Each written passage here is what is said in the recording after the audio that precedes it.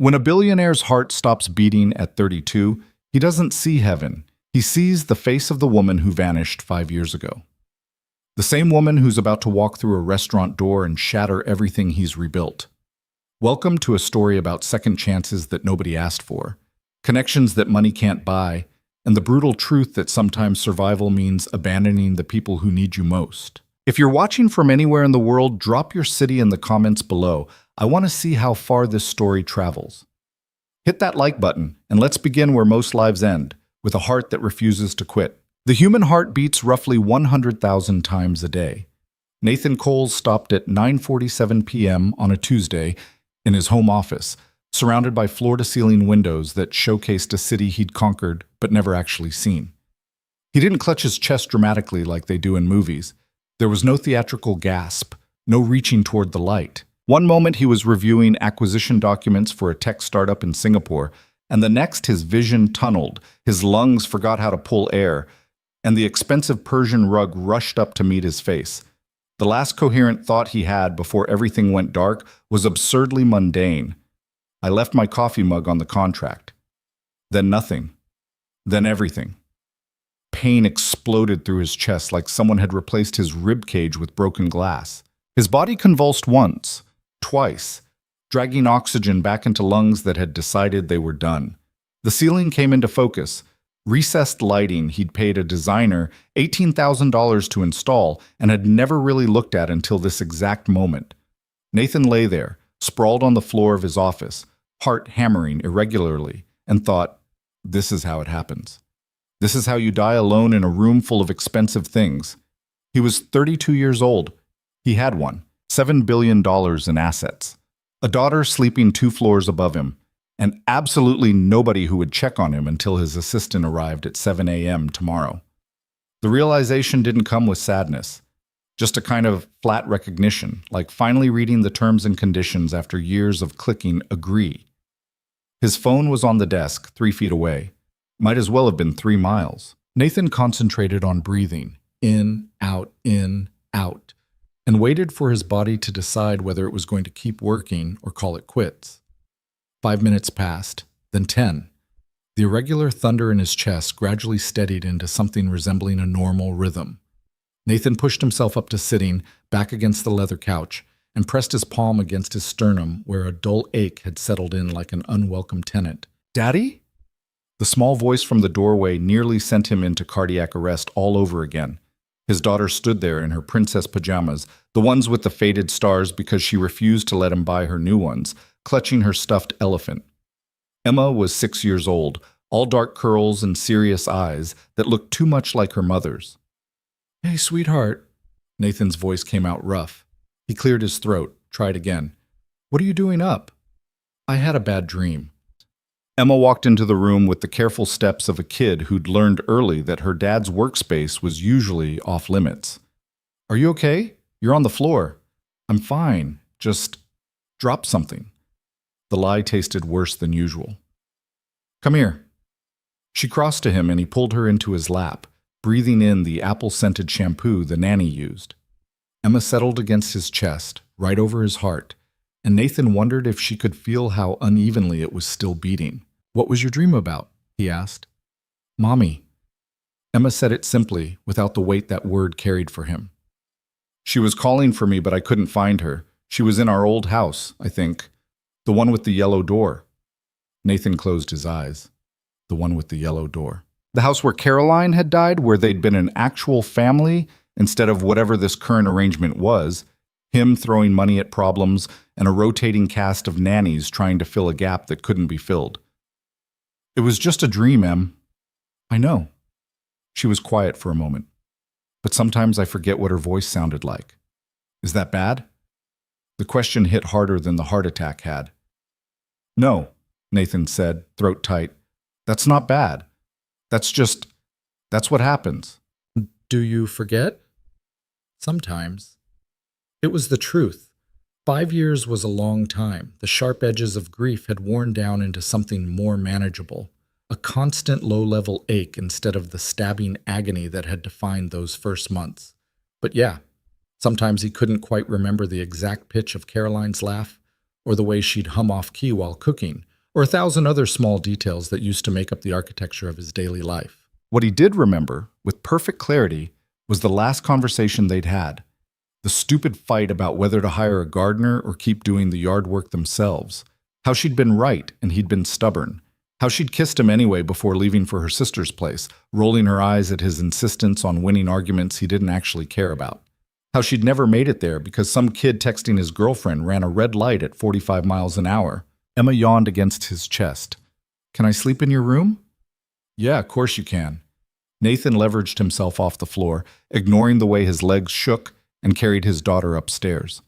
She was getting too big for this, growing too fast, and he'd missed most of it. Buried in spreadsheets and conference calls and the relentless machinery of building an empire that was supposed to mean something, but mostly just meant he was too busy to notice his own kid growing up. He tucked Emma into the massive king bed that he slept on one side of, the other half pristine and untouched. She was asleep before he could turn off the lamp. Nathan stood there in the dark, listening to her breathe, and felt the full weight of how close he'd come to leaving her completely alone. His phone buzzed. 3 missed calls from James, his COO. 2 texts from his assistant about tomorrow's board meeting. An email from his lawyer about the custody arrangement for... He stopped, stared at the notification. Custody arrangement. Right. Because in addition to everything else, Nathan had agreed, in a moment of what he now recognized as profound stupidity, to let his well-meaning but deeply annoying friend Marcus set him up on a blind date. "You need to start living again," Marcus had said over drinks 3 weeks ago. "Emma needs to see you be something other than a robot in a suit." "I'm fine." "You're miserable. There's a difference." Marcus had leaned forward, his expression serious. "Caroline wouldn't want this for you, man. You know she wouldn't." That was the problem with dead wives. People felt entitled to speak for them, to project their own ideas about what the deceased would or wouldn't want. The truth was, Nathan had no idea what Caroline would want. They'd never discussed him moving on because they'd been in their 20s and immortal, and death was something that happened to other people. But he'd said yes to the date anyway, partially to shut Marcus up, partially because some small part of him recognized that his friend wasn't entirely wrong. This wasn't living. This was just existing in expensive surroundings. The date was tomorrow. Tonight, technically, since it was past midnight now. Nathan looked down at his daughter, thought about his heart stopping, about dying alone in his office over acquisition documents for a company he didn't give a damn about. He should cancel, call the whole thing off. He'd literally just had a cardiac event. Did people still say cardiac event, or was there some other term? He should probably see a doctor. Get his heart checked out. Be a responsible parent instead of showing up to some restaurant to make awkward conversation with a stranger. His phone was in his hand before he consciously decided to pick it up. But he didn't call Marcus. Didn't cancel. Instead, he stood there in the dark, thumb hovering over the screen, and tried to remember the last time he'd done anything that wasn't calculated to either make money or take care of Emma. Tried to remember what it felt like to want something just for himself. Came up empty. "Screw it," he muttered, and set the phone down.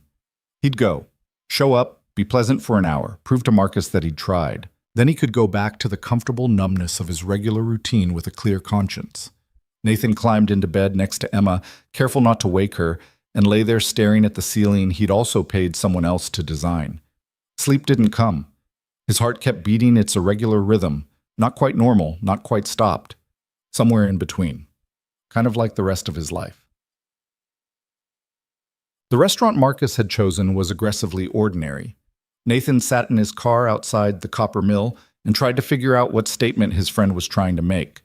This wasn't the kind of place billionaires took dates. No Michelin stars, no dress code, no valet parking, just a neighborhood spot in a part of the city that gentrification had touched but not transformed. String lights in the windows, chalkboard menu. The smell of garlic and bread drifting out every time the door opened. He was 15 minutes early. Habit from years of business meetings where being on time meant being late. Nathan had debated what to wear. The suit felt too formal. Jeans felt too casual. He'd settled on dark slacks and a button-down, no tie, then spent an irritating amount of time wondering if he looked like he was trying too hard or not trying hard enough. "You look nice, Daddy," Emma had said that morning at breakfast. "It's just dinner, sweetheart." "Is it a date?" "It's dinner with someone." "That's a date." She'd said it with the authority of a 6-year-old who'd absorbed cultural norms through osmosis. Maria says you should date. She says you're too young to be alone forever. Maria, the current nanny, the one who'd been with them for 8 months now, a record. She was nice enough, competent, warm with Emma, never tried to push boundaries. Also apparently had opinions about Nathan's personal life that she shared with his daughter. Maria should focus on her job, Nathan had said, more sharply than he meant to. Emma's face had done that thing where it shut down, and Nathan had immediately felt like garbage. Hey! He'd reached across the table, touched her hand. I'm sorry, I'm just nervous. That had made her smile. You get nervous? Sometimes. What if you don't like her? Then I'll be polite for an hour and come home. What if you do like her? That question had stopped him cold, because he genuinely hadn't considered it as a possibility. The whole thing was a performance, a box to check. The idea that he might actually connect with whoever Marcus had set him up with hadn't entered the equation. Then, I don't know, Em. I guess we'll figure it out. She'd nodded like that was a reasonable answer, gone back to her cereal, and Nathan had sat there wondering when his kid had gotten so thoughtful and mature while he wasn't paying attention. Now, sitting in his car outside this aggressively ordinary restaurant, Nathan felt that same question echoing. What if you do like her? Didn't matter. Probably wouldn't happen anyway. He checked his phone. 6:47. Still early, but sitting in the car was making him more anxious. Better to go in? Get a table? Have a drink? Settle his nerves. His heart had been okay all day. No more chest pain, no more arrhythmia. He'd looked up heart attacks online, because of course he had, and what he'd experienced didn't quite fit the usual description. Could have been stress, could have been nothing, could have been a warning. He hadn't called a doctor, should probably do that. Later. Nathan got out of the car and walked into the copper mill. The inside matched the outside. Warm lighting, exposed brick, mismatched furniture that was probably supposed to look artisanal. Half the tables were full, couples, mostly. A few families. The kind of crowd that could afford a nice dinner out but wasn't trying to make a statement about it. Welcome to the copper mill. The hostess was maybe 20, bright smile, tablet in hand. Do you have a reservation? Cole, table for 2 at 7. She checked the screen. Perfect. Your table's ready if you'd like to sit now, or you can wait at the bar for your guest. I'll sit. She led him to a table by the window, decent view of the street, far enough from the kitchen that conversation would be possible. Nathan ordered a bourbon, neat, and tried to remember the last time he'd been on an actual date. College, maybe? Before Caroline, there had been a string of forgettable relationships, the kind of casual dating that happened when you were 21 and had no idea what you actually wanted. Then Caroline had walked into his economics seminar 15 minutes late, all apologies and chaos, and that had been it. No more dating, just her. They'd gotten married at 24. Emma came along 2 years later. Caroline died when Nathan was 27, and for the last 5 years he'd been, what? Existing, working, parenting in the detached way of someone who loved his kid but didn't quite know how to be present for her. The bourbon arrived. Nathan took a sip, felt the burn, tried to relax. 6:55. He pulled out his phone, scrolled through work emails without really reading them. Marcus had texted, "Don't screw this up. She's great. Just be yourself." Helpful. Except Nathan wasn't entirely sure who himself was anymore, outside of conference rooms and custody schedules. Another text from Marcus. Also, I didn't tell her you're rich, so maybe don't lead with that. Nathan frowned, typed back. Why would I lead with that? Because you're terrible at small talk, and money is literally the only interesting thing about you. Thanks. I'm being helpful. Talk about normal things. Ask questions. Pretend to be human. Nathan put the phone down before he could send the response forming in his head. 6:58. The door opened. Nathan looked up automatically, habit from years of scanning rooms, assessing situations, reading people. A woman walked in. Not her. This woman was older, already scanning the restaurant for whoever she was meeting. Nathan went back to his phone. The door again. He looked up, and his entire world stopped. Not like his heart stopping last night. That had been physical, mechanical. This was different. This was every system in his body simultaneously recognizing something impossible and trying to process it. The woman standing in the doorway, looking around with an expression that mixed nervousness and determination, was Lily Harper. Lily, Caroline's best friend. The woman who disappeared 5 years ago, right after the funeral, and who Nathan hadn't seen or heard from since. She was thinner than he remembered. Her dark hair was pulled back in a simple ponytail, instead of the elaborate styles she used to favor. Her clothes were nice but not expensive. A simple dress, cardigan, flats that had seen better days. She looked tired. She looked older. She looked like someone who'd had a rough 5 years. But it was definitely her. Lily's eyes swept the restaurant, landed on Nathan, and went wide. The color drained from her face. Nathan stood up without meaning to, his chair scraping against the floor loud enough that people at nearby tables looked over. They stared at each other across the restaurant. The hostess was saying something to Lily, probably asking about her reservation. Lily wasn't responding. She was just standing there, frozen, looking at Nathan like she'd seen a ghost.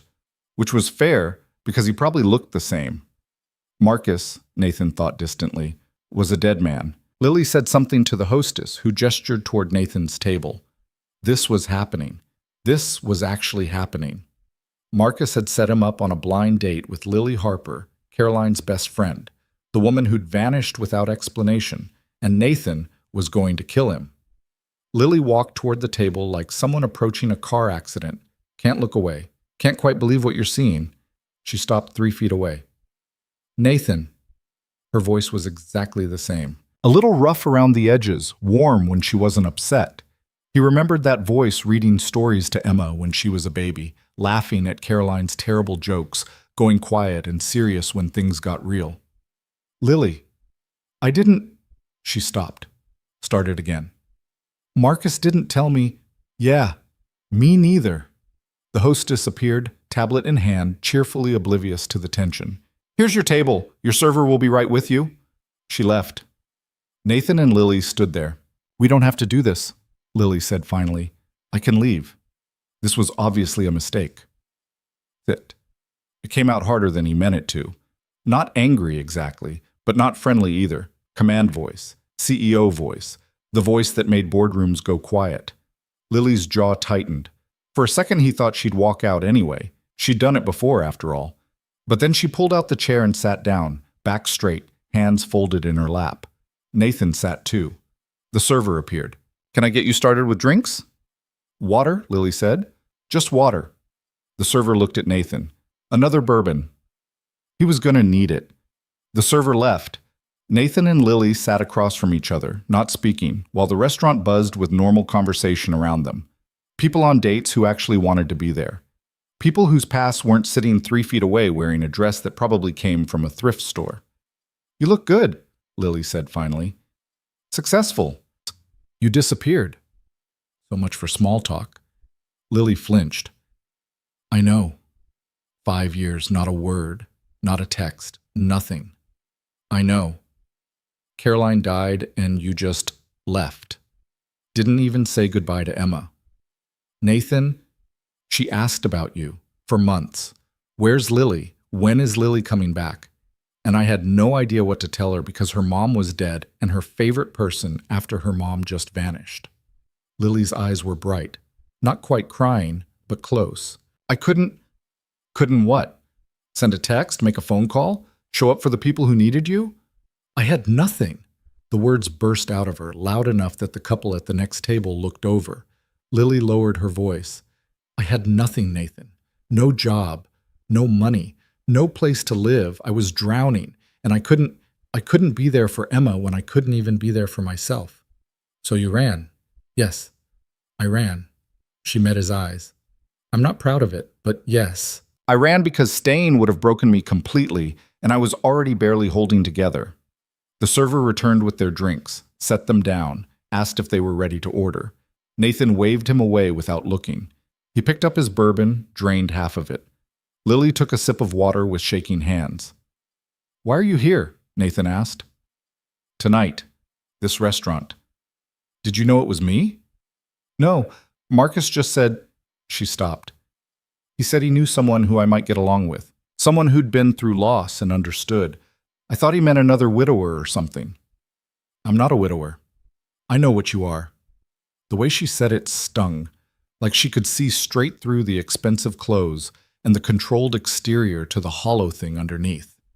You know what Marcus is, right? Lily continued. He was always terrible at boundaries, always thought he knew better than everyone else what they needed.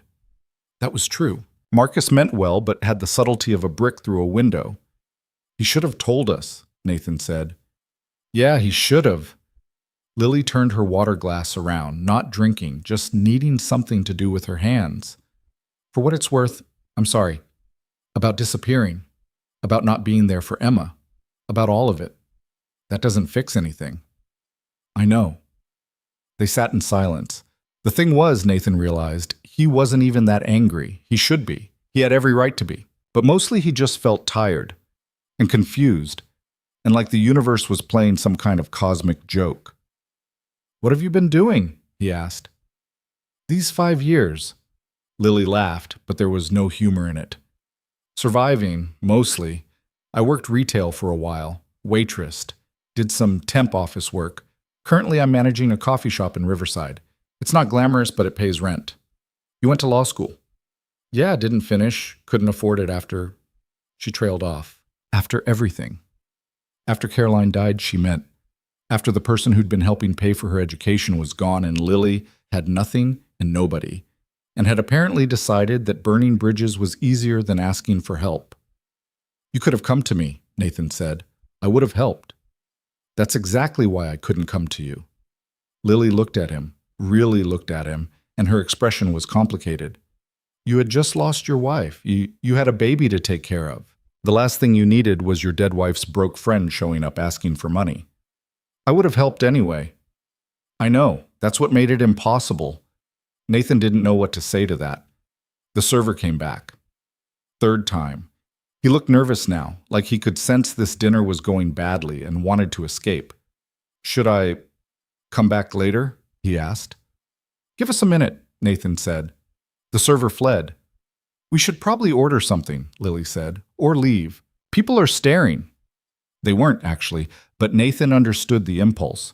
This whole situation felt like a spectacle, even though they were just two people sitting at a table having a conversation. Are you hungry? He asked. Not really. Me neither. But neither of them moved to leave. How's Emma? Lily asked quietly. And there it was, the question that actually mattered.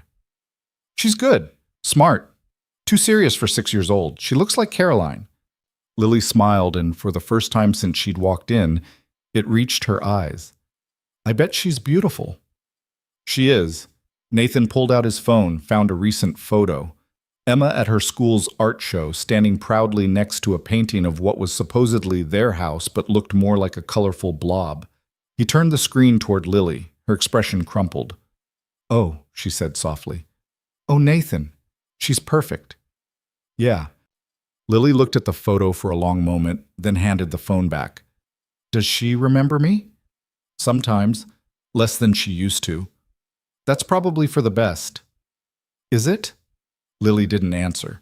The restaurant buzzed around them. Normal people having normal dinners. Nathan felt like he was in a different universe entirely. I should go, Lily said. She started to stand. Wait. She paused. Nathan didn't know what he wanted to say, didn't know why he'd stopped her. This whole thing was a disaster. They should both leave, go back to their separate lives, pretend this hadn't happened. But his heart had stopped last night, and he'd woken up this morning with the strange, unsettling feeling that he was supposed to be paying attention to something, that the universe was trying to tell him something. Maybe this was it. Sit, he said. Please. Lily hesitated, then lowered herself back into the chair. I don't know what this is, Nathan said slowly. I don't know why Marcus thought setting us up was a good idea, but you're here, I'm here, and maybe... He stopped. Maybe we could just eat dinner, talk, figure out what the hell happened to us these last 5 years. That's a terrible idea. Probably. It won't change anything. No. I'm still broke. You're still... She gestured at him, at his expensive watch and his tailored clothes and everything about him that screamed wealth. You. Yeah. Lily studied him. Whatever she was looking for, Nathan didn't know if she found it. "One dinner," she said finally. "Then we go back to our lives." One dinner. It was a lie. They both knew it was a lie. You didn't sit down with ghosts from your past and walk away unchanged. But Nathan nodded anyway, and Lily stayed in her chair, and when the server came back, they actually ordered food. And for the first time in 5 years, Nathan felt something that wasn't numbness or grief or obligation. He felt awake.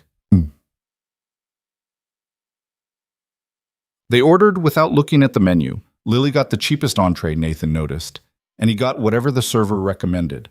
Neither of them cared about the food. "So," Lily said after their third awkward silence in as many minutes. "Billionaire. That's new." "Not really. The company was doing well when Caroline—" He stopped. "When she died. I just kept working. It grew." "It grew," Lily repeated, "like a plant you forgot to water but somehow turned into a tree." Something like that. "What do you do exactly? I mean, I know it's tech, but we build software infrastructure for hospitals, electronic medical records, patient management systems, data analytics, the boring stuff that keeps healthcare running." "That doesn't sound boring." "It is. Trust me." Lily smiled a little. "You always were terrible at talking yourself up. Caroline used to handle that part." The name hung between them. "She'd be proud of you," Lily said quietly. "Building something that helps people. That was always important to her." Nathan looked down at his bourbon. "She'd be pissed that I work 70-hour weeks and barely see Emma." "Yeah, she would." The honesty was startling, but also kind of refreshing. Most people tiptoed around Caroline's memory, treated her like a saint instead of a real person who would have had strong opinions about how Nathan was screwing up their daughter's childhood. "What about you?" Nathan asked. "Coffee shop manager? That what you want to be doing?" Lily laughed. "No, but it's steady work and my boss is decent and I get health insurance. That's more than I had for a while." "You never went back to school?" "Couldn't afford it. Student loans from the first time around are still crushing me." She said it matter-of-factly, like she was commenting on the weather. "Turns out law school debt doesn't care if you didn't finish." Nathan wanted to offer to pay it off. The impulse was immediate and strong. He could solve that problem with a single phone call. Wouldn't even notice the money, but Lily had already said she couldn't take his help 5 years ago. Probably still couldn't. "That sucks," he said instead. "Yeah, it does." Lily took a sip of water. "But I manage. I've got a small apartment in Riverside. It's nothing fancy, but it's mine. I work, I pay my bills, I survive. Some days that feels like enough." "And other days?" "Other days I wonder what I'm doing with my life and whether any of it matters." She met his eyes. "But I'm guessing you know something about that." He did. The food arrived. Lily had ordered pasta. Nathan had some kind of fish. They picked at their plates more than 8. "Emma really asked about me?" Lily said after a while. "All the time. For the first year, at least." "What did you tell her?" "That you had to go away? That you were dealing with your own stuff? That it wasn't her fault?" Nathan moved food around his plate. She stopped asking eventually. "I wanted to reach out so many times. I'd write emails I never sent, draft texts I deleted, but I didn't know what to say. Sorry I abandoned you didn't seem like enough." "It's not." "I know. But it's more than nothing." Lily looked up, surprised. "I'm not saying it fixes anything," Nathan continued, "but yeah, Emma would probably like to hear from you, if you're actually going to stick around this time." "I don't know if that's a good idea." "Probably not. Most of my ideas lately aren't." That got a real smile out of her. Small, but genuine. They ate in silence for a bit. The restaurant had gotten busier, the noise level rising. Nathan found himself relaxing slightly. Or maybe that was just the bourbon. "Can I ask you something?" Lily said. "Sure." "Why did you agree to this? The blind date. Marcus said you'd been turning him down for years." Nathan considered lying. Considered giving some easy answer about being ready to move on or wanting companionship or whatever people said when they were trying to sound normal. Instead, he said, "My heart stopped last night." Lily's fork clattered against her plate. "What?" "I was working in my office, had some kind of episode, cardiac event, whatever. Collapsed. Heart stopped. Then it started again. He said it clinically, like he was describing something that happened to someone else. Emma found me on the floor. Jesus, Nathan, did you go to the hospital? No. Are you insane? You could have died. Probably should have. Don't say that. Why not? It's true. I'm 32. I work too much. I don't exercise. I live on coffee and bourbon and about 4 hours of sleep a night. My body was giving me a warning. Lily was staring at him. Have you at least called a doctor? Not yet. Nathan, I will. I'm not trying to die. He stopped. When I was lying there, thinking maybe this was it, the thing I kept coming back to was how much of my life I'd wasted. How I'd been just going through the motions for 5 years, and I thought, if I get another chance, maybe I should actually do something with it. So you agreed to a blind date. So I agreed to a blind date. Small step, low stakes. Or at least it was supposed to be, before Marcus decided to ambush both of us. Lily shook her head slowly. He really is the worst. The absolute worst. They looked at each other and simultaneously started laughing. It was absurd. The whole situation was absurd. Here they were, two people who'd been through hell, sitting in a mediocre restaurant because their mutual friend thought he knew better.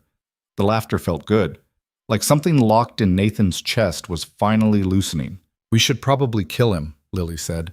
I'm open to it. Make it look like an accident. I know people. She grinned, and for a second Nathan saw the Lily he remembered. The one who used to show up at their apartment at midnight with wine and stories. The one who made Caroline laugh until she couldn't breathe. The one who'd been family before everything fell apart. The grin faded. I really am sorry for leaving. I know I keep saying it, but I get it. Do you? Nathan thought about it, really thought about it. 5 years ago, he'd been angry, hurt, felt betrayed when Lily had disappeared right when they needed her most. But sitting here now, looking at this woman who'd clearly had her own rough road, he found that anger had burned down to something else. Yeah, he said. I think I do. You were drowning and you swam away. I was drowning and I threw myself into work. Different strategies, same problem. Does that mean you forgive me? I don't know. Maybe. Ask me again when I'm not still processing the fact that you're sitting across from me. Fair. They finished their food. The server cleared their plates and asked about dessert. They both declined. The check came. Nathan grabbed it before Lily could. I can pay my half, she said. I know you can. I'm paying anyway. Nathan, it's one dinner. Let me get it. She looked like she wanted to argue. Then something in her expression shifted and she just nodded. Thank you. He put down his card and they sat there waiting for the server to come back. So what happens now? Lily asked. I don't know. We could pretend this never happened. We could. Go back to our separate lives. Yeah. Neither of them moved. The server returned with Nathan's card. They signed the receipt, gathered their things, walked out of the restaurant into the cool night air. They stood on the sidewalk. Cars passed. People walked by. The city hummed around them. I should go, Lily said. My bus leaves in 20 minutes. You took the bus? I don't have a car. I'll drive you. Nathan, you don't have to. I know I don't have to. I'm offering. He pulled out his keys. Where do you live? Riverside. But that's like 40 minutes from here. So? Lily hesitated. Then, okay, thank you. They walked to his car, a Tesla, because of course it was. Nathan had bought it because it was practical and efficient, not because he cared about showing off. But he saw Lily take it in, saw her expression shift slightly. The drive started quiet. Nathan focused on the road. Lily looked out the window. The city lights blurred past. This is weird, Lily said after 10 minutes. Yeah. I keep expecting to wake up and realize this was some anxiety dream. If it is, we're both having it. She smiled a little. Remember when Caroline used to have those dreams where her teeth would fall out and she'd wake up convinced she was dying? And I'd have to check her mouth to prove all her teeth were still there. You were so patient with her. I loved her. I know you did. Nathan's hands tightened on the steering wheel. Do you think about her, still? All the time. She was my best friend. You don't just stop missing someone like that. No, you don't. They fell quiet again. Riverside was exactly 43 minutes away. Lily directed him to a neighborhood that had seen better days. Not dangerous, but tired. Old apartment buildings that hadn't been updated since the 80s. Cars with expired tags parked on the street. Here, Lily said, pointing to a 3-story building with peeling paint. This one. Nathan pulled up to the curb. Lily unbuckled her seatbelt but didn't get out. Thank you for dinner, and the ride, and not completely hating me. I don't hate you. You probably should. Yeah, probably. She reached for the door handle, stopped. Nathan? Yeah? I know this was weird and awkward and probably a mistake, but I'm glad I got to see you, even if it was just this once. Something in Nathan's chest ached. Not like last night, different, like scar tissue pulling. Lily. She looked at him. Can I have your number? Her eyes widened slightly. Why? I don't know.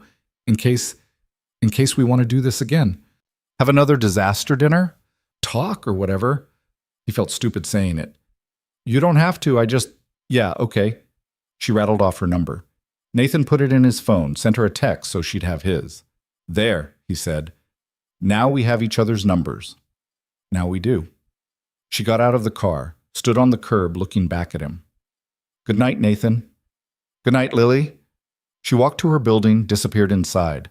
Nathan sat there for a minute, processing. Then he pulled away from the curb and started the drive back to his empty house with his sleeping daughter and his stopped heart that had decided to keep beating anyway.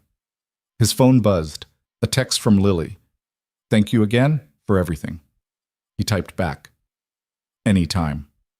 Then, because apparently he'd lost his mind, same time next week, 3 dots appeared, disappeared, appeared again. Finally, you're serious? I have no idea what I'm doing, but yeah. Okay, same restaurant unless you want to pick somewhere else.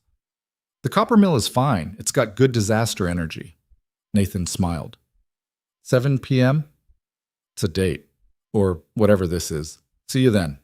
He put his phone down and drove home, feeling something he hadn't felt in 5 years. Like maybe, possibly, life wasn't entirely over. Like maybe there was something worth waking up for beyond obligation and routine. Like maybe his heart had stopped for a reason, to make him pay attention to what started beating again when it did. The week crawled by like it had somewhere better to be but couldn't quite get there. Nathan went through the motions at work, board meetings, investor calls, reviews of quarterly projections that all looked good on paper but felt meaningless. His assistant noticed something was off. James definitely noticed, though he had the good sense not to comment directly. You seem distracted, was all James said on Thursday, after Nathan had missed a question from the CFO about the Singapore expansion. I'm fine. Sure, but maybe schedule that doctor's appointment anyway? So James knew about the heart thing. Of course he did. The man had worked for Nathan for 4 years and had an unsettling ability to know things without being told. I'll handle it. That's what you said Monday, and Tuesday, and Wednesday.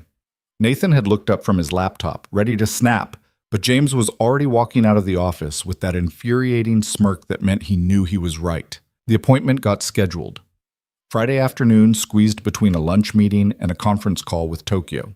The doctor was young, efficient, and deeply unimpressed with Nathan's casual approach to cardiac events. So you felt your heart stop, Dr. Chen said, reviewing the EKG results that showed exactly nothing useful, and you waited 5 days to come in. I've been busy. Busy. She said it like he'd just told her he believed in Santa. Mr. Cole, cardiac arrest at 32 isn't busy. It's a warning sign that your body is failing. The EKG looks normal. Right now, yes, but stress-induced events don't always show up on standard test. She closed his chart. I'm ordering a stress test, echocardiogram, and blood work, and I'm strongly suggesting you reduce your work hours, improve your sleep, and consider therapy. Therapy. For the stress that's literally stopping your heart. Nathan had left with a stack of referral forms he had no intention of using and a prescription for anxiety medication he definitely wasn't going to fill. The stress test was scheduled for next week. He'd show up, pass it, prove his heart was fine, and everyone could stop treating him like he was made of glass. Emma had been watching him all week with those 2 serious eyes. Are you sick? She'd asked Tuesday night. No, sweetheart, why? Maria says you went to the doctor. Of course she did.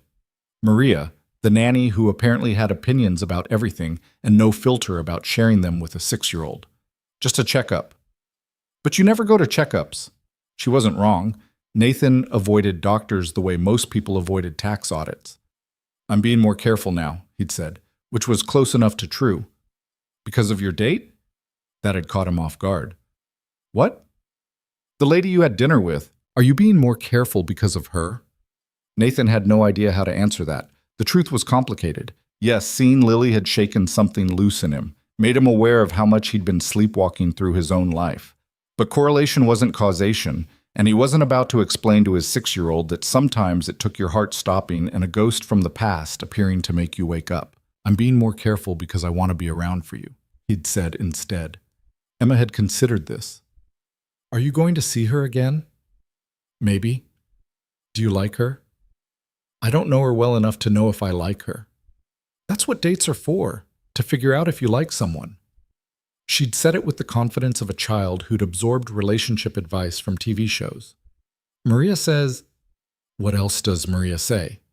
Emma had gotten that look that meant she knew she'd said too much. Just stuff about how it's okay for you to date, that mom would want you to be happy. Nathan had pulled her into a hug before the conversation could go anywhere more painful. Mom would want us both to be happy, and we are, right? Right, Emma had said against his shoulder, but she hadn't sounded entirely convinced. Now it was Saturday evening, and Nathan was standing in front of his closet, having the same stupid debate about what to wear. The suit was too much, jeans were too casual. He'd already worn those dark slacks and button-down combo last week. His phone buzzed. Lily. Still on for tonight? He typed back. Yeah. You? Unfortunately, yes, this is a terrible idea. Probably. See you at 7. Nathan stared at his closet for another 30 seconds, then grabbed jeans and a sweater. Screw it. If this was going to be a disaster, might as well be comfortable. Downstairs, Emma was in the living room with Maria, watching something animated and loud. She looked up when Nathan walked in. You look nice, she said. Thanks, Em. Is it the same lady? Maria glanced over, clearly interested despite her attempt to look focused on the TV. Yeah, same lady. What's her name? Nathan hesitated. He hadn't told Emma it was Lily, hadn't wanted to open that whole complicated box, but lying felt wrong. Lily. Emma's face did something complicated. Like, my Lily from before? Yeah, like that Lily. But she left. She did. But she's back now. Or, we're talking. It's complicated. Emma processed this with the seriousness of a Supreme Court justice reviewing a case. Does she remember me? Of course she remembers you. She asked about you. What did you tell her? That you're smart and beautiful and too serious for a 6-year-old. That got a small smile. Can I see her? Maybe. Eventually. We're still figuring things out. Okay.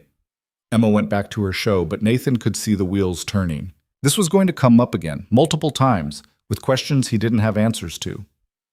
Have fun on your date, Mr. Cole, Maria said, in a tone that was professionally neutral, but definitely amused. Thanks, Maria. And maybe stay out past 9 this time? Live a little? Nathan left before she could offer more unsolicited life advice.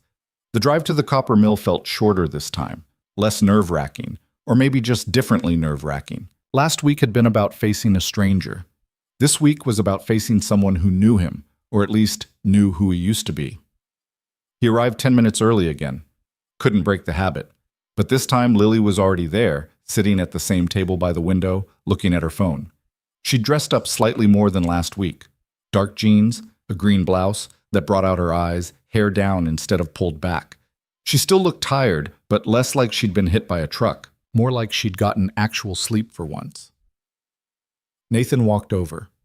Lily looked up, and her expression did something between a smile and a grimace. You came, she said. So did you. I almost didn't. Yeah, me too. They sat. The same server from last week appeared, recognized them, and looked almost worried. Back again? He said carefully. Apparently, we enjoy punishment, Lily said. 2 bourbons? The server asked Nathan. Just 1. And water. He was driving and also trying to be slightly less self-destructive. Lily? Wine. Red. Cheapest one you have. The server nodded and fled. Cheapest one? Nathan asked. I'm not letting you buy me expensive wine when I know what it costs. It's just wine. It's never just wine with you people. You people? Billionaires. The professionally wealthy. People who don't look at price tags. Nathan felt himself bristle. I'm not... Not what? Rich? Nathan, you're wearing a watch that costs more than I make in 6 months. He looked down at his wrist. The Omega he'd bought himself after the company's first major acquisition. He'd forgotten he was wearing it. It's just a watch. See? That right there, Lily pointed at him. You have no idea, do you, what it's like to actually worry about money? I grew up middle class. I remember what it was like. You remember, past tense. When's the last time you checked your bank account before buying something? Nathan opened his mouth, closed it. Exactly, Lily said. The server returned with drinks, set them down, disappeared quickly. Lily took a sip of wine, grimaced. Okay, this is actually terrible. Point taken about the cheap wine. Nathan felt the corner of his mouth twitch. Want to switch to something better?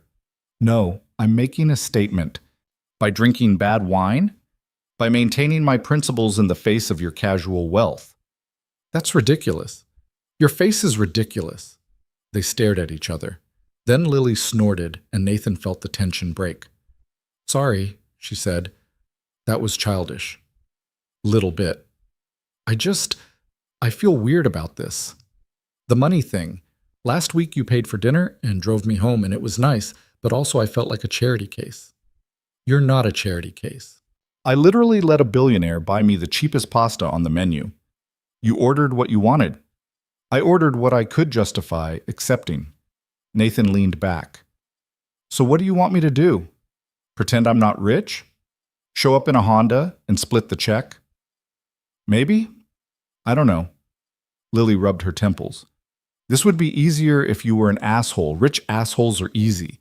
But you're being nice, and it makes me feel guilty for judging you. I can be an asshole if it helps.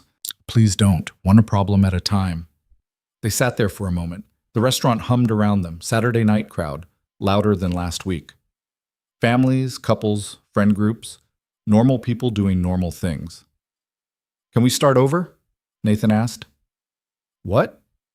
This conversation, this dinner, can we just start over? Pretend the first 5 minutes didn't happen? Lily considered. Okay, yeah, let's do that. Nathan picked up his bourbon, set it down, picked it up again. Hi, I'm Nathan. I'm bad at this. Hi, Nathan. I'm Lily. I'm also bad at this. What are you bad at specifically? Accepting help. Not being defensive, trusting that people aren't going to leave. She said it casually, but the words landed heavy. You? Letting people in. Admitting I'm struggling. Believing anything I do matters outside of work. He paused. Also, I apparently have a stress problem that's trying to kill me. Yeah, about that. Did you see a doctor?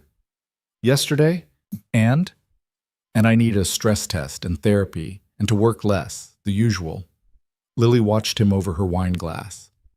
Are you going to do any of that? The stress test, probably. The rest.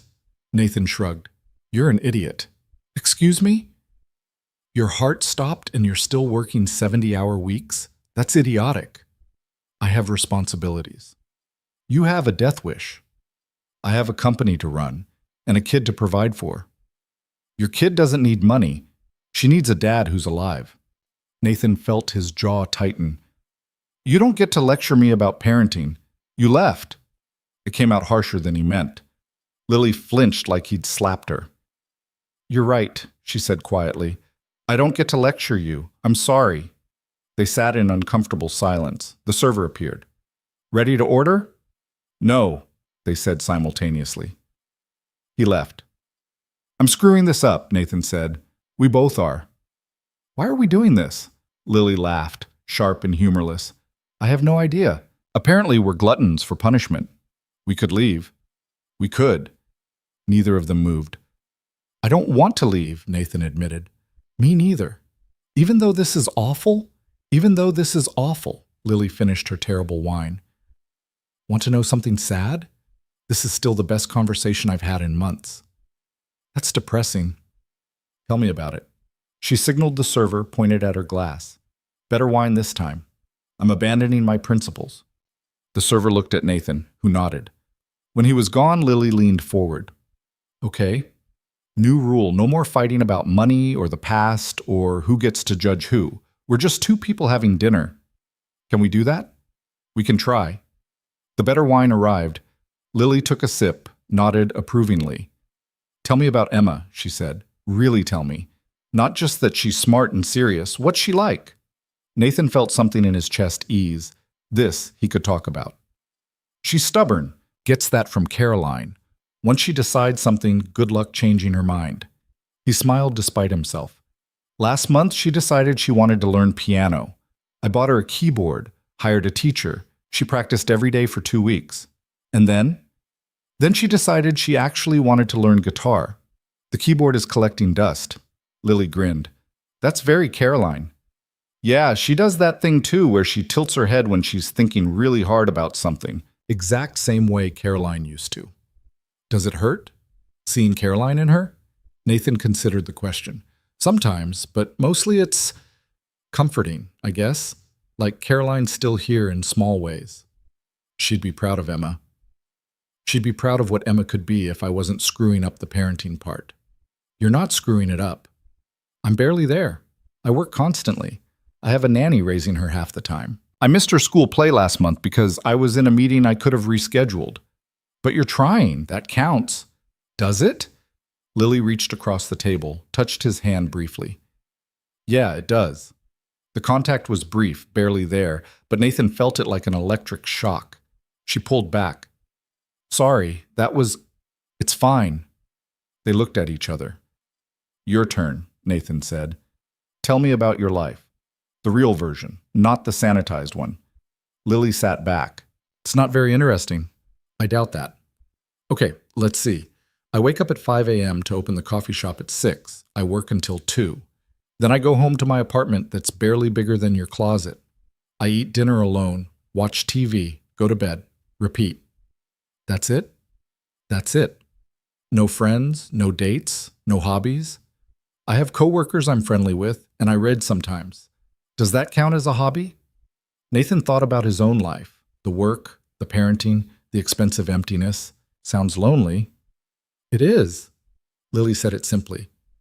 But it's manageable.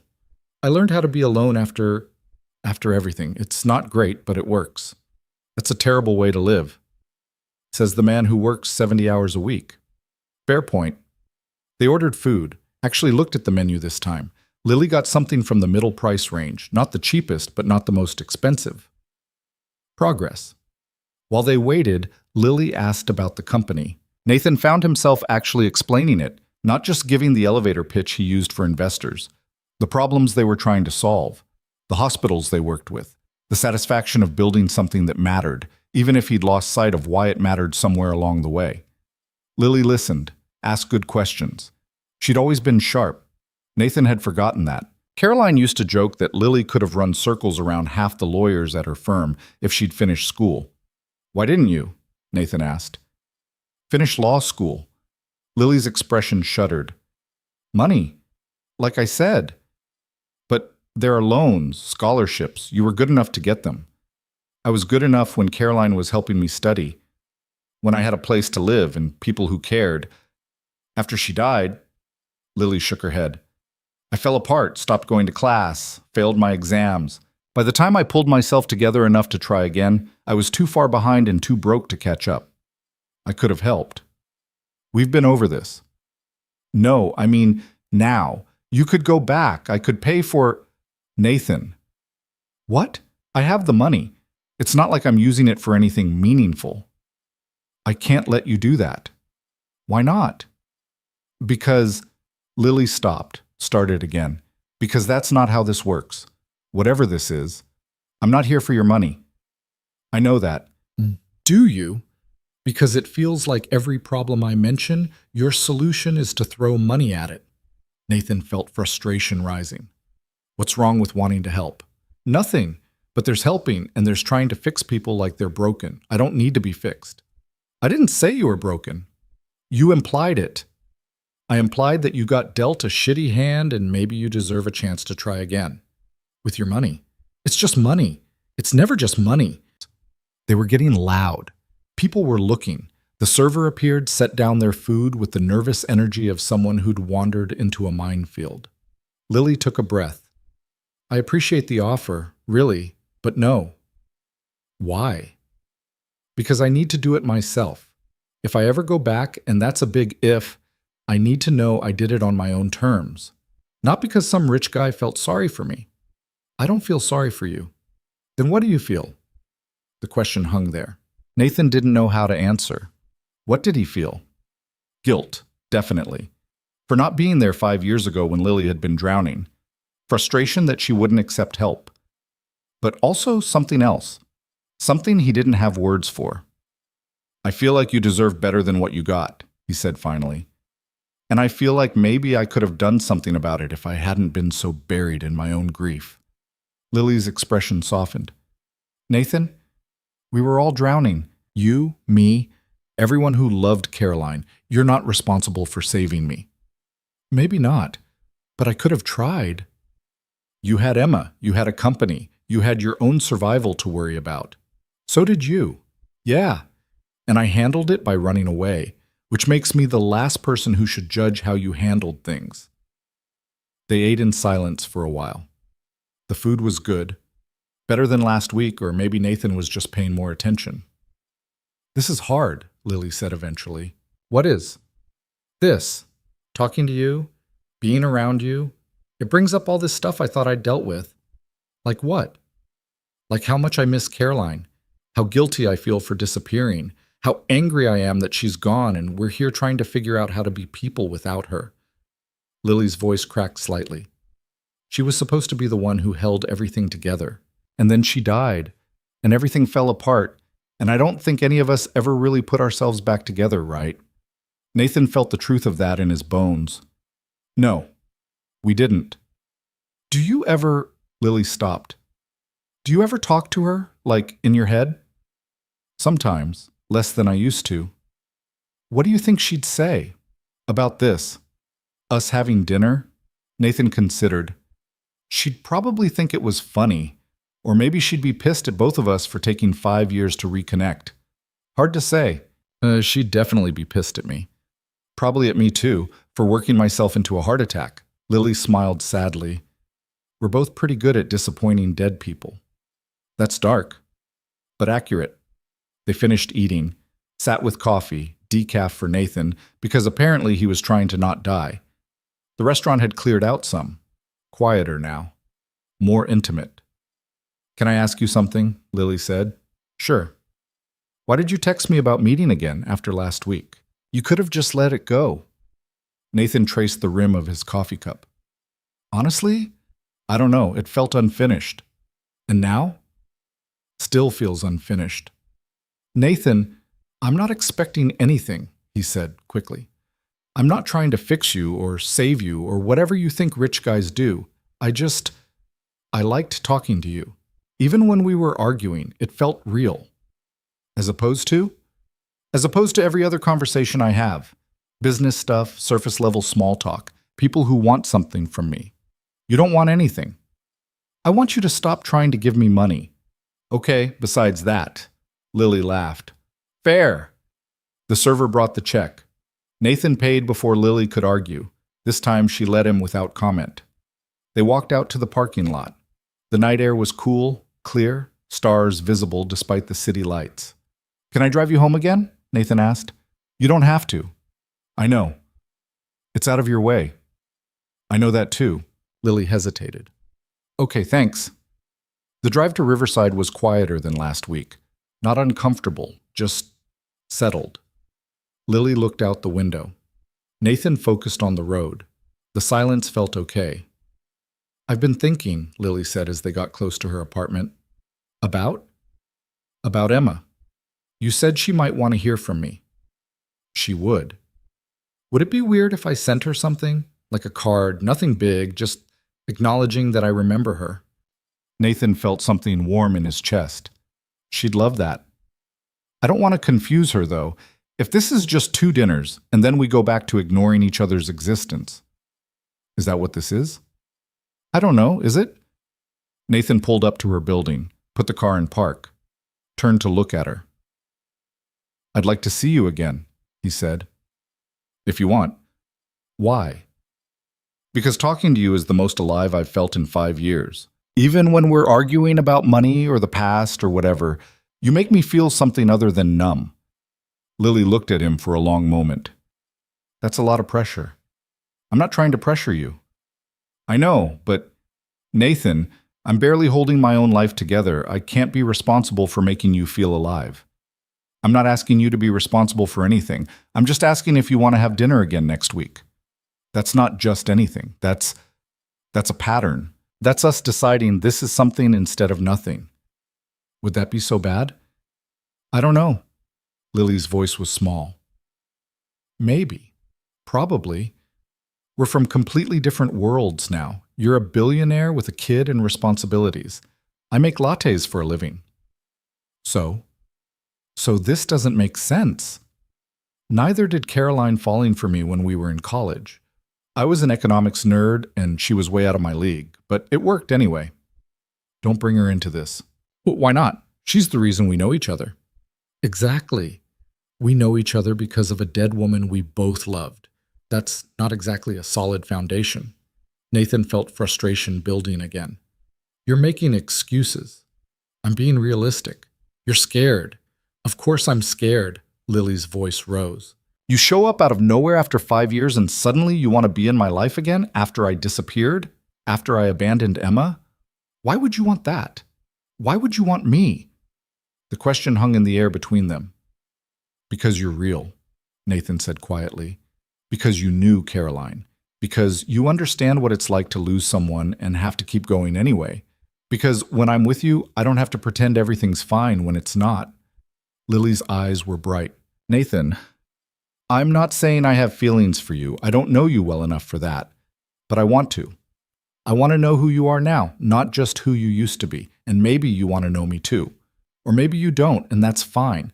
But at least be honest about why you're saying no. I'm saying no because I'm terrified of screwing this up. So am I. You don't screw things up. You're successful at everything. My heart literally stopped because I'm so bad at managing my life. That got a startled laugh out of her. Okay, fair point. They sat there in the car, engine running, looking at each other. One more dinner, Lily said finally. Next week. But Nathan, if this keeps being this hard, if we keep fighting like this, maybe we should just admit it's not working. Okay. I mean it. I can't do drama. My life has enough of that already. Neither can I.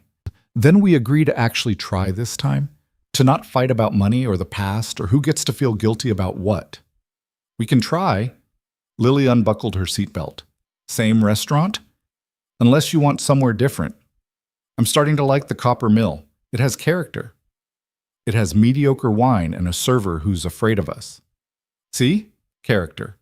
She got out of the car, leaned back in through the open door. Thank you for dinner. Anytime. And Nathan, maybe actually do that stress test. I'd prefer you didn't die before I figure out if I like you. I'll take that under advisement. She smiled, closed the door, walked to her building. Nathan waited until she was inside, then drove home. His phone buzzed as he pulled into his driveway. Lily. I'll send Emma a card this week. He typed back. She'll love it. Thank you. Don't thank me. I'm still figuring out if I'm doing this for the right reasons. What would be the wrong reasons? Guilt. Nostalgia. Loneliness. Pick one. And the right reasons? I don't know yet. Still working on it. Nathan smiled. Same time next week, 7 p.m. But I'm picking the wine this time. Deal. He went inside. Emma was asleep. Maria was watching something on Netflix in the guest room. Nathan checked on his daughter, stood there watching her breathe for longer than was probably normal. I'm trying, he whispered to the sleeping child who looked too much like her mother.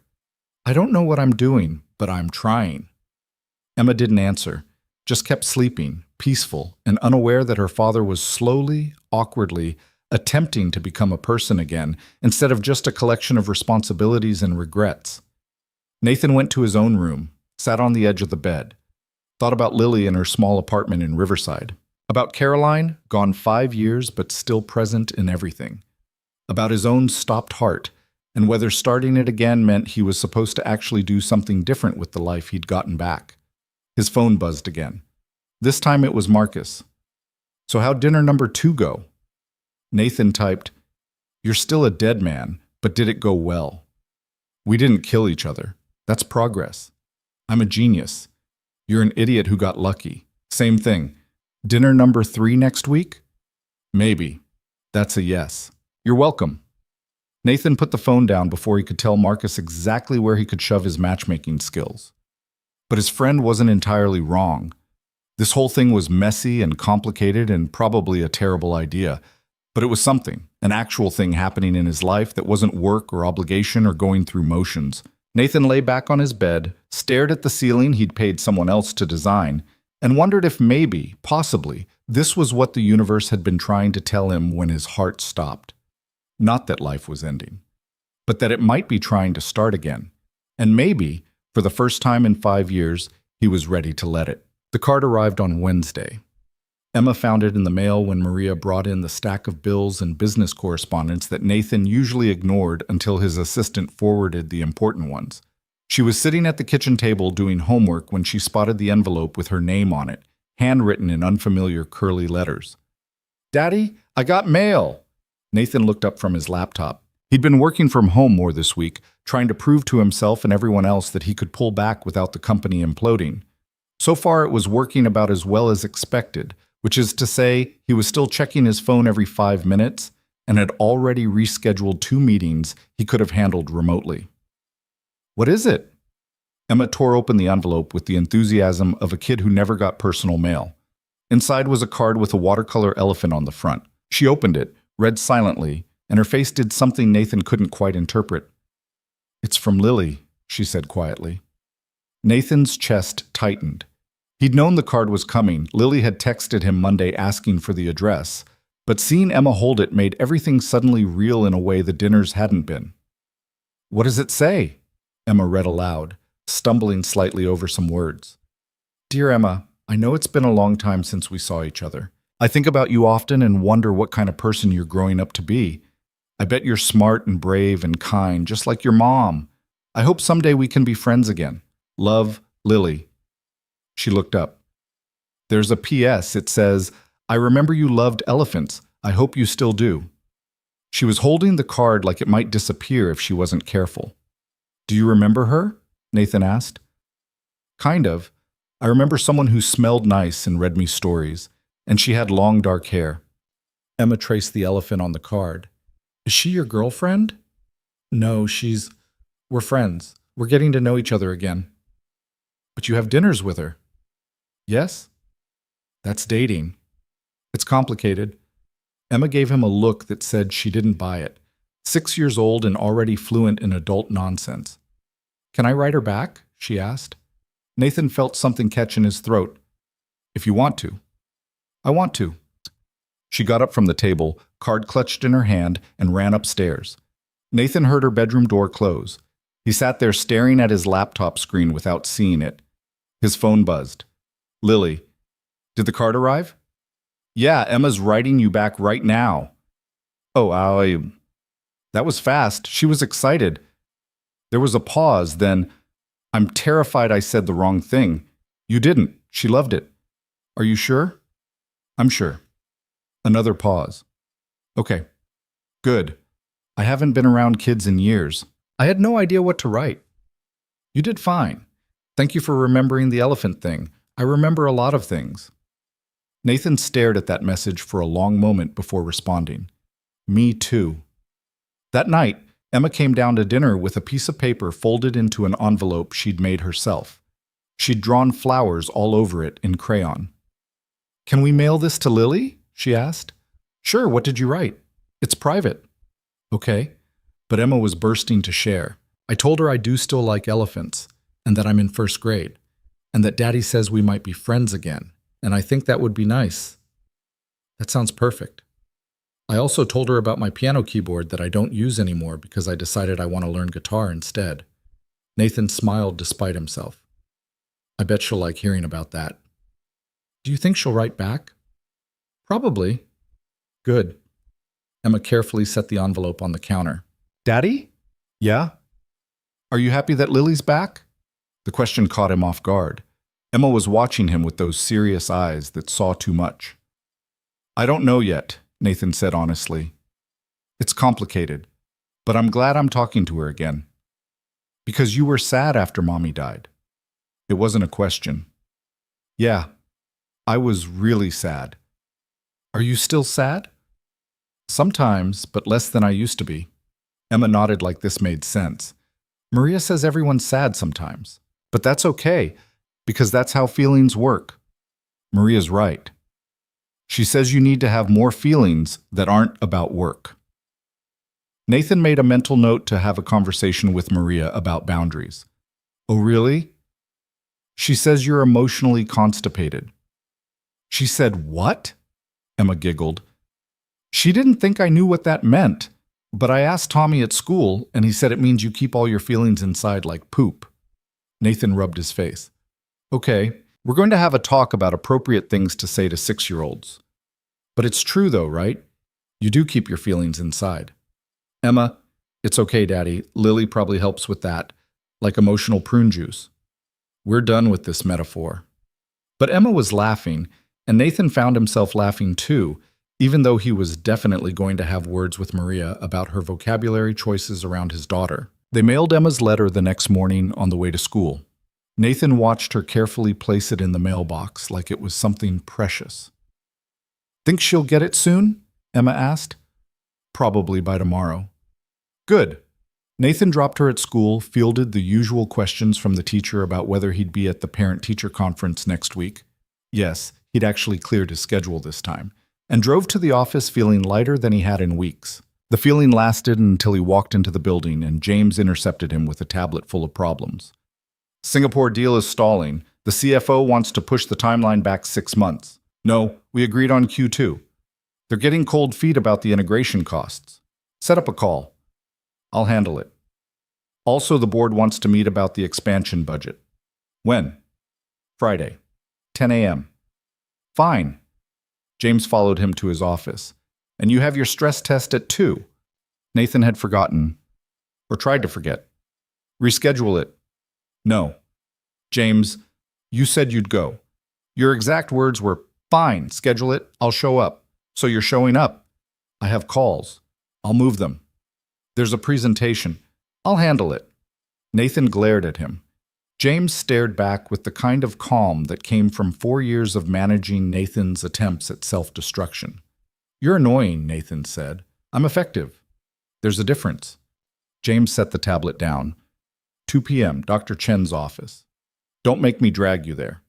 He left before Nathan could argue. The stress test was exactly as unpleasant as Nathan expected. Electrodes stuck to his chest, treadmill ramping up to speeds that made his lungs burn, doctor watching monitors and making notes while Nathan tried not to die. You're in terrible shape for 32, Dr. Chen said afterward, reviewing results. Thanks. Very helpful. I'm serious. Your cardiovascular fitness is that of someone 20 years older. You're stressed, you don't exercise, and your diet is apparently coffee and bourbon. I eat other things. When? Nathan didn't have a good answer. Dr. Chen pulled up images on her computer. Your heart structure looks fine, no damage from the episode last week, but your stress response is through the roof. You need to make changes or this will happen again. What kind of changes? Exercise, real food, sleep, therapy. All the things I told you last week that you ignored. I've been working from home more. That's a start. Keep going. She printed out some papers, handed them to him. Cardiac rehab program, stress management classes, nutritionist. I want you doing all 3. Nathan looked at the referrals. This is a lot. Your heart stopping is also a lot. Pick your hard. He left with a folder full of information he'd probably ignore and a prescription for beta blockers he definitely wasn't going to fill, But he did schedule the first cardiac rehab session. Small steps. His phone buzzed on the drive back to the office. Lily. Emma's letter arrived. I'm crying in my coffee shop. Good crying or bad crying? Good. Mostly. She's so grown up. And her handwriting is adorable. She worked really hard on it, I can tell. She drew me a picture of an elephant. She draws a lot of elephants. It's perfect. Can I write her back? She'd love that. There was a pause, then, thank you for letting me do this. I know it's complicated. It's worth it. She's happy. So am I. Nathan stared at that message longer than he should while sitting at a red light. The car behind him honked when the light turned green. Saturday came faster than expected. Nathan spent the week actually leaving work at reasonable hours, having dinner with Emma, reading her bedtime stories instead of letting Maria handle it. It felt strange, unfamiliar, but also kind of good. Emma asked about Lily every night. Are you seeing her again? Tonight. Can I meet her? Not yet. We're still figuring things out. When? I don't know, sweetheart. Soon, maybe. You always say soon, but you mean later. She wasn't wrong. Nathan had picked up Caroline's habit of kicking difficult conversations down the road. How about this? He said. If tonight goes well, we'll talk about you meeting Lily. Okay? Promise? Promise. Emma made him pinky swear, which apparently was still legally binding in first grade. Now Nathan was sitting in the copper mill 15 minutes early again, watching the door and trying not to think about how this had become a pattern. 3 weeks, 3 dinners. That meant something. He just wasn't sure what yet. Lily walked in at exactly 7. She dressed up more this time. A blue dress that actually fit well, her hair styled instead of just pulled back. She looked nervous. Nathan stood as she approached. They did that awkward thing where neither of them knew if they should hug or shake hands or just sit down. They settled on a small wave and mutual uncomfortable smiling. Hi, Lily said. I'd see. They sat. The server appeared immediately. He'd clearly been waiting for them. The usual? He asked with something approaching actual friendliness. They'd apparently graduated from table that fights to regulars. Please, Nathan said. Lily nodded. The server left. They sat there. Emma loved your card, Nathan said. I got her letter. It was... Lily's voice cracked slightly. It was really sweet. I wrote her back today. She'll be excited.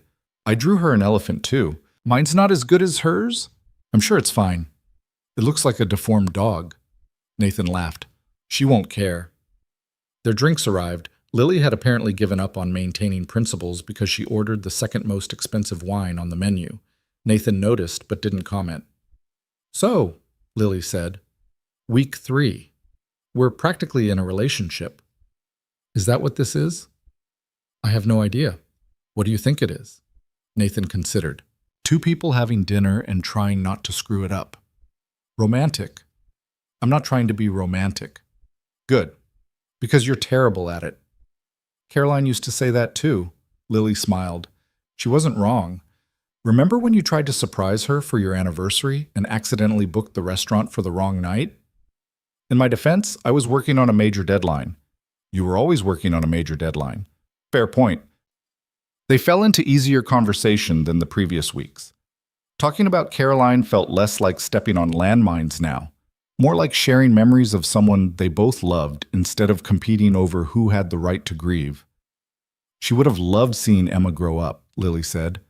Would have been one of those moms at every school event with a camera.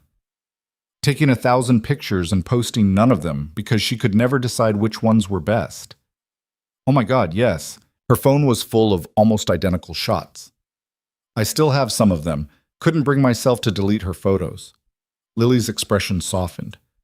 That's really sweet. Or pathetic. Hard to say. It's sweet. They ordered food.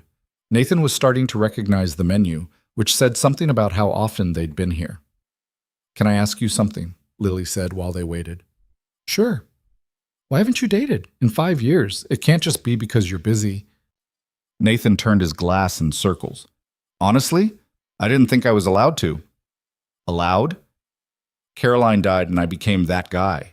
Young widower with a baby. Everyone had opinions about when it would be appropriate to move on. Too soon, and I didn't really love her. Too late, and I wasn't thinking about Emma's needs, so I just didn't. That's a terrible reason. Yeah, but it was easier than dealing with people's judgments. What people? Everyone. Caroline's parents, our friends, random strangers who felt entitled to comment on my life because I was some kind of tragic figure. Nathan felt old frustration rising. You know how many women approached me at the funeral, at my wife's actual funeral, offering to help with the baby or be there if I needed someone to talk to? Lily's eyes widened. That's disgusting. It was practical. Some of them meant well. Others were just opportunistic. Either way, it made me feel like Caroline was barely cold and people were already trying to replace her. So you shut down. So I shut down. Lily was quiet for a moment. I get that. After I left, people kept asking if I was okay, if I needed anything, and all I could think was that if I accepted help, I'd have to explain why I needed it. And explaining meant admitting I'd failed, that I couldn't handle losing my best friend without completely falling apart. You didn't fail, didn't I? I dropped out of school, lost my apartment, ended up couch surfing for 6 months while I worked retail jobs that barely paid enough to eat. That's not failure. That's survival. It didn't feel like survival. It felt like drowning in slow motion. Nathan reached across the table without thinking, covered her hand with his. You made it through. That counts. Lily looked at their hands, didn't pull away. So did you. Barely. Still counts. They sat like that for a moment. The contact felt significant, more intimate than anything they'd done in 3 weeks of dinners. Lily pulled back gently. Sorry, that was... Don't apologize. I just don't want to make this weird. Little late for that. She laughed. True. Their food arrived. They ate and talked about easier things. Lily's terrible boss who kept scheduling her for opening shifts after closing shifts. Nathan's daughter deciding she wanted to be a marine biologist this week instead of an astronaut. Normal things. Comfortable things. I did the stress test, Nathan said at some point. And I'm apparently in terrible shape for 32. Shocking. The doctor wants me to do cardiac rehab and therapy and eat vegetables. Are you going to? The rehab, yeah, I actually scheduled it. Progress. The therapy, I don't know, seems like a lot. Lily set down her fork. Nathan, your heart stopped. You work yourself into the ground. You barely sleep. You're raising a kid alone while running a billion-dollar company. You need therapy. I'm fine. You're not fine. Neither am I. That's okay. But pretending we're fine doesn't make it true. Are you in therapy? I was. Had to stop when my insurance changed and I couldn't afford it anymore. But yeah, I was seeing someone for a year after everything. Did it help? Sometimes. When I actually showed up and didn't spend the whole hour lying about being okay. Lily smiled ruefully. Turns out therapy only works if you're honest. Sounds terrible. It is, but it's also kind of necessary if you want to be a functional human. Nathan considered this. He'd avoided therapy for 5 years using every excuse available. Too busy. Don't need it. Can handle it myself. But sitting here with Lily, who'd clearly done her own work and was still struggling, but at least struggling honestly, made him wonder if maybe he'd been wrong. I'll think about it, he said. That's more than you were willing to say last week. Yeah, I'm evolving. It's very slow. I'll take slow over never. They finished dinner. The server cleared their plates and brought coffee. Nathan noticed they'd been there for almost 2 hours. It felt like 20 minutes. Can I ask you something now? Nathan said. Fair's fair. Why did you agree to this? The first dinner, I get it. Marcus ambushed both of us.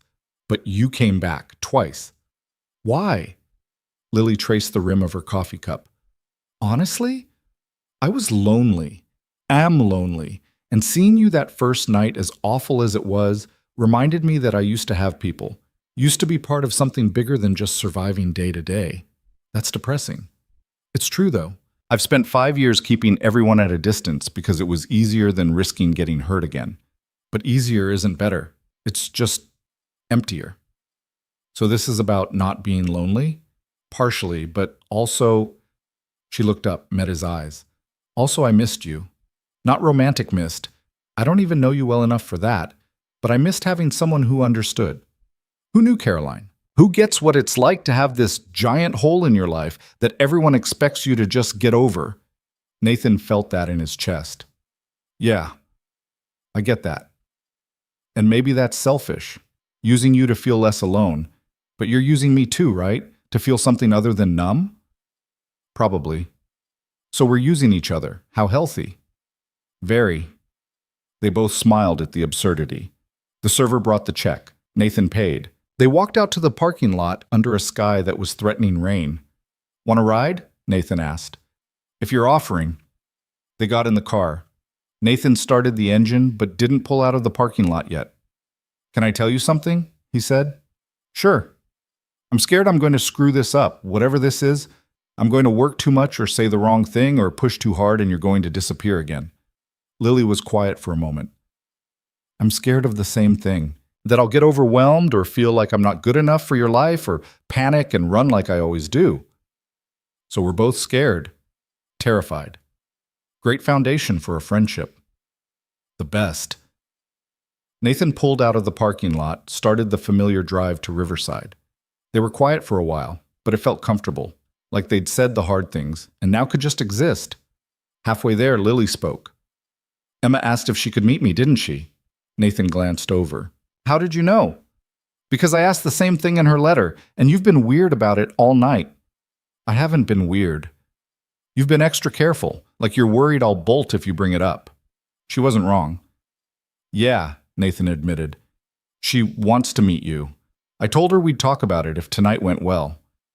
Did it go well? I think so. Did it? Yeah, it did. Lily was quiet for a beat. I want to meet her. But Nathan, what if she's disappointed? What if I'm not what she remembers? She barely remembers you. That's not the point. Then what is? The point is she deserves to have people in her life who care about her. And you do. Care about her. I don't know her. You knew her when she was a baby. You can know her now. Lily looked out the window. What if I screw it up? Then you screw it up. We all do. I screw up with her constantly.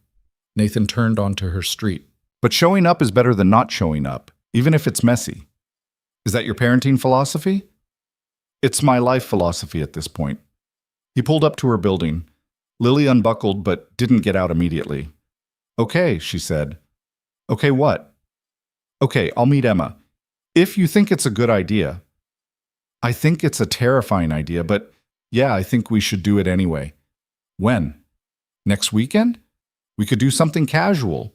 Park, maybe. Low pressure. A park with a 6-year-old and her dead mom's best friend who abandoned her. Super low pressure. When you put it that way, Lily laughed, but it sounded strained.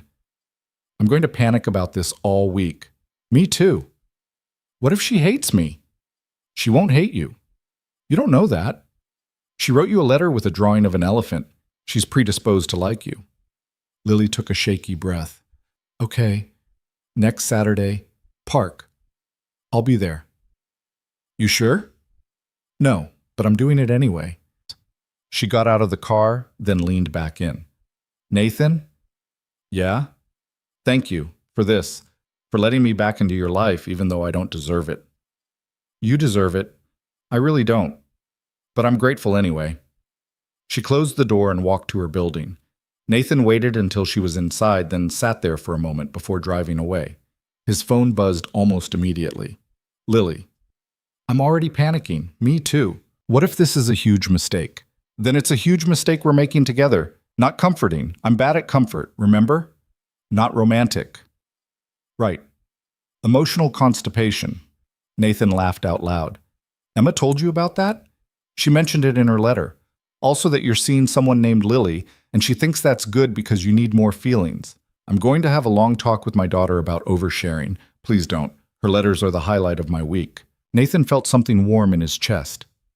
Mine too. The ones you send her, I mean. I know what you meant. He drove home feeling lighter than he had in weeks, maybe years. It was terrifying and uncertain and probably going to blow up in his face. But for the first time since Caroline died, Nathan felt like he was actually moving forward instead of just surviving. Emma was still awake when he got home, sitting up in bed with a book. You're supposed to be asleep, Nathan said from her doorway. I was waiting for you. How was your date? It was good. Are you happy? Yeah, Em. I think I am. Good. She yawned. Did you ask Lily about meeting me? I did. Emma sat up straighter, suddenly wide awake. What did she say? She said yes, next Saturday. We're going to the park. Really? Really? Emma's face lit up in a way Nathan hadn't seen in a long time. Can I bring my elephant, the stuffed one? If you want. I do, because she sent me the card with the elephant, and that means elephants are our thing. Sounds perfect. He tucked her in, kissed her forehead, turned off the light. At the door, Emma called out, Daddy? Yeah? I'm glad Lily came back. Nathan felt his throat tighten. Me too, sweetheart. Me too. He went to his own room, lay in bed staring at the ceiling, and thought about all the ways next Saturday could go wrong. Emma could be disappointed. Lily could panic and not show up. The whole thing could be awkward and terrible and traumatize everyone involved. But it could also be okay. Maybe even good. His phone buzzed one more time. Lily, still panicking, but also kind of excited. Is that weird? Not weird. I'm feeling the same way. Okay, good. I'm going to try to sleep now and not spiral. Good luck with that. You too. Nathan put his phone down and closed his eyes. For the first time in 5 years, he fell asleep thinking about the future instead of the past. And even though he was terrified, even though this whole thing could fall apart, he couldn't quite bring himself to regret it. His heart had stopped 2 weeks ago. Now it was beating for a reason. That had to mean something. Saturday morning arrived with the kind of anxious energy that made Nathan check his phone every 30 seconds while Emma changed her outfit for the 4th time. The blue one or the yellow one? She called from upstairs. Either one is fine, sweetheart. But which one is better? Nathan looked at Maria, who was trying not to laugh. A little help here? You're on your own, Mr. Cole. This is important girl business. Emma appeared at the top of the stairs in the yellow dress. This one makes me look more grown up. You look beautiful. That's not what I asked. She disappeared back into her room. Nathan's phone buzzed. Lily, I'm having a crisis. What do you bring to meet a 6-year-old? Flowers seem weird. Candy feels like I'm bribing her. A toy is too much pressure. He typed back, just bring yourself. She's more nervous than you are. Impossible. I've changed clothes 6 times. Emma's on number 4. You're winning. This isn't a competition. Everything's a competition if you're anxious enough. A pause, then. Fair point. Still panicking, though. Me too. See you at the park in an hour. Emma came downstairs in the blue dress, carrying her stuffed elephant and a small bag with things she'd deemed essential for the outing. Nathan didn't ask what was in it. He'd learned that some mysteries were better left unsolved. Ready? He asked. Are you? No, but we're going anyway. Emma took his hand. It's okay to be nervous, Daddy. Maria says nervous just means you care about something. Maria says a lot of things. She's usually right, though. They drove to Riverside Park, which Nathan had chosen specifically because it was closer to Lily's apartment. Neutral territory, but on her side of the city. It felt important somehow. The park was busy for a Saturday morning, families everywhere, kids on playground equipment, dogs chasing tennis balls, normal people doing normal weekend things. Nathan found a parking spot and sat there for a moment, hands on the wheel. What if she doesn't come? Emma asked quietly. She'll come. But what if she doesn't? Nathan turned to look at his daughter. Then we'll have a nice day at the park, just the 2 of us, okay? Emma nodded, but she looked worried. She clutched her elephant tighter. They got out of the car and walked toward the playground. Nathan kept scanning the area, looking for Lily, trying not to seem too obvious about it. His phone buzzed.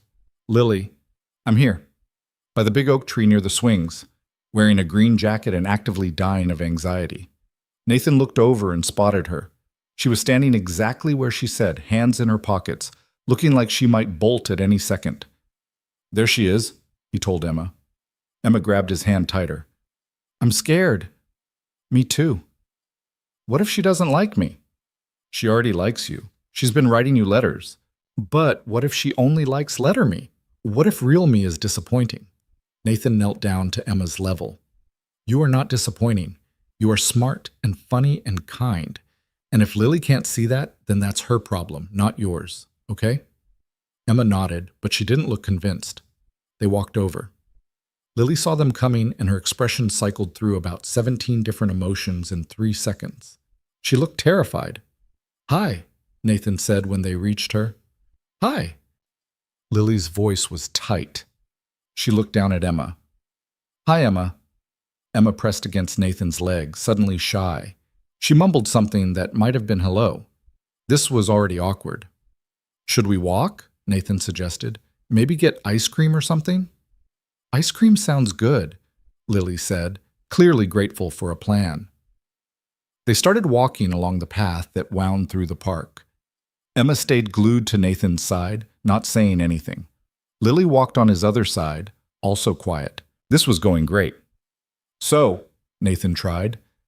"Emma, do you want to tell Lily about your elephant?" Emma held up the stuffed animal slightly. "His name is Peanut." "That's a great name," Lily said. "I got him when I was 3. He looks very well loved." Emma nodded. Silence. Nathan was starting to sweat despite the cool morning air. This was worse than board meetings. At least in board meetings, people were obligated to talk. "I brought you something," Lily said suddenly. She pulled a small package from her jacket pocket, wrapped in tissue paper. "It's not much. I just saw it and thought of you." Emma looked at Nathan. He nodded. She carefully took the package and unwrapped it. Inside was a small clay elephant, hand-painted in bright colors. It fit perfectly in Emma's palm. "I made it," Lily said.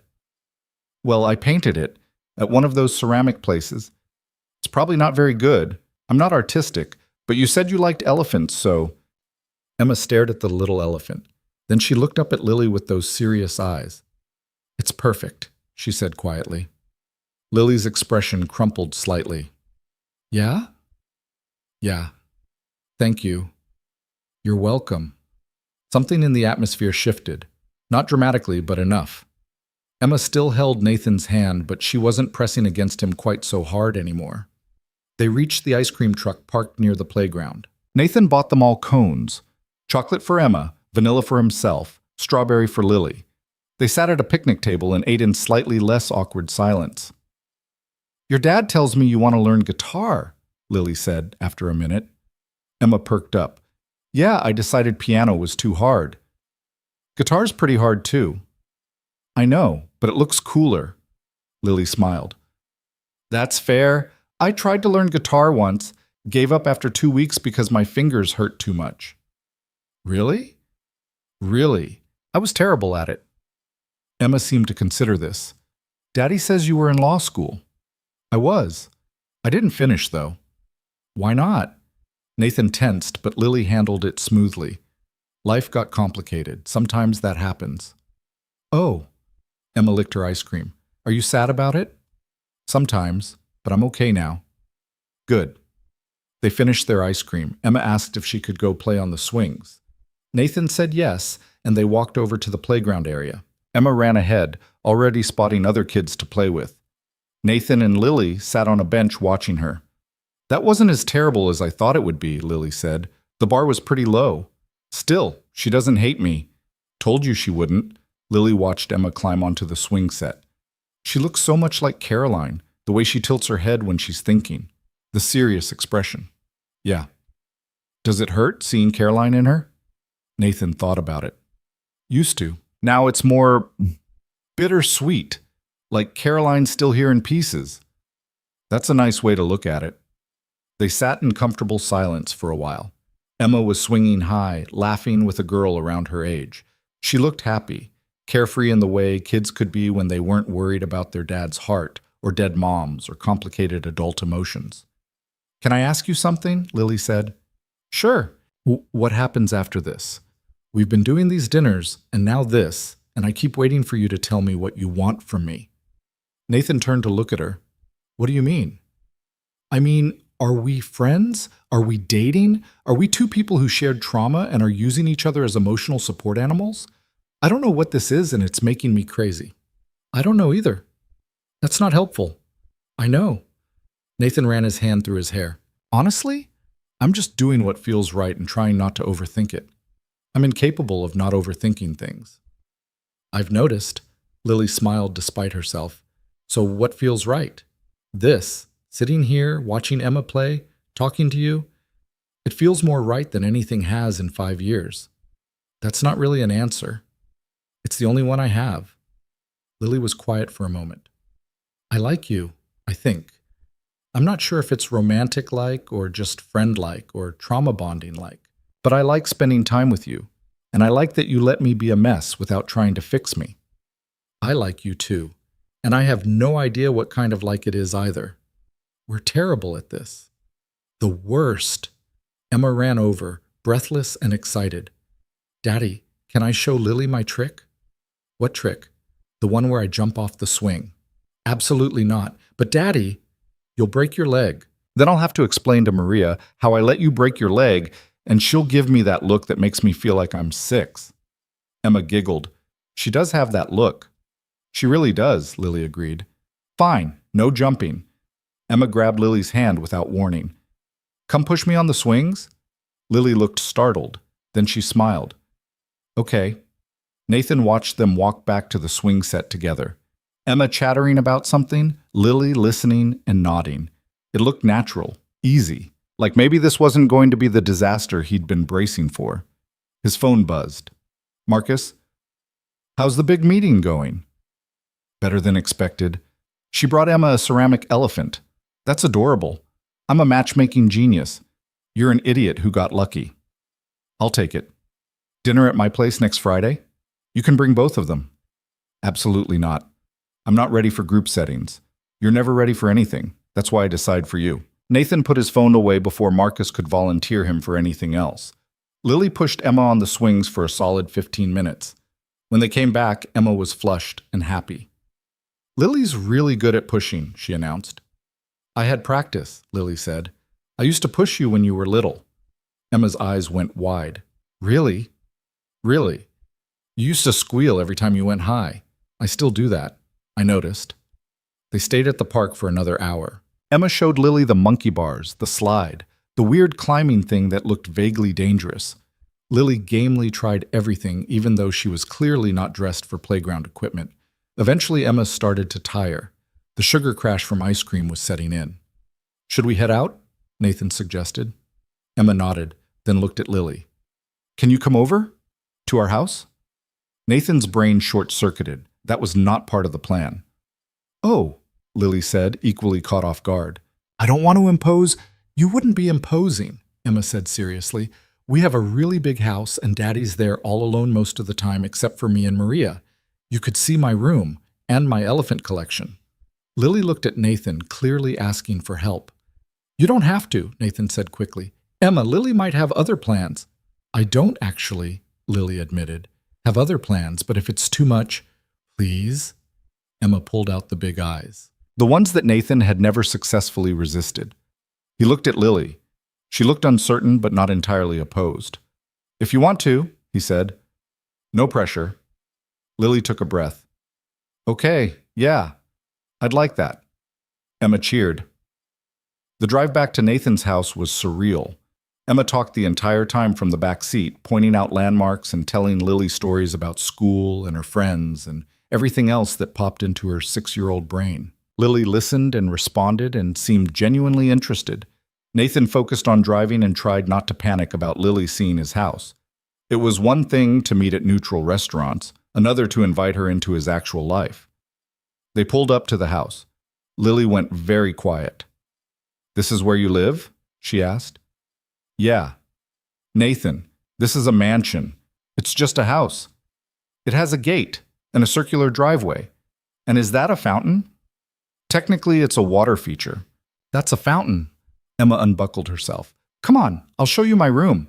She dragged Lily out of the car before Nathan could warn her about the overwhelming wealth on display. He followed them inside, seeing his house through Lily's eyes.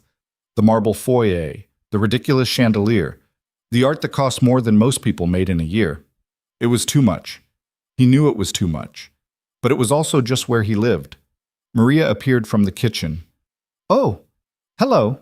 Maria, this is Lily, Nathan said. Lily, this is Maria, our nanny. The one who told Emma I'm emotionally constipated, he added under his breath. Lily tried not to laugh. Maria extended her hand with a warm smile. Lovely to meet you properly. Emma's been talking about you all week. All good things, I hope. Mostly confusion about whether you're Daddy's girlfriend, Maria said cheerfully. Maria, Nathan started. What? She has.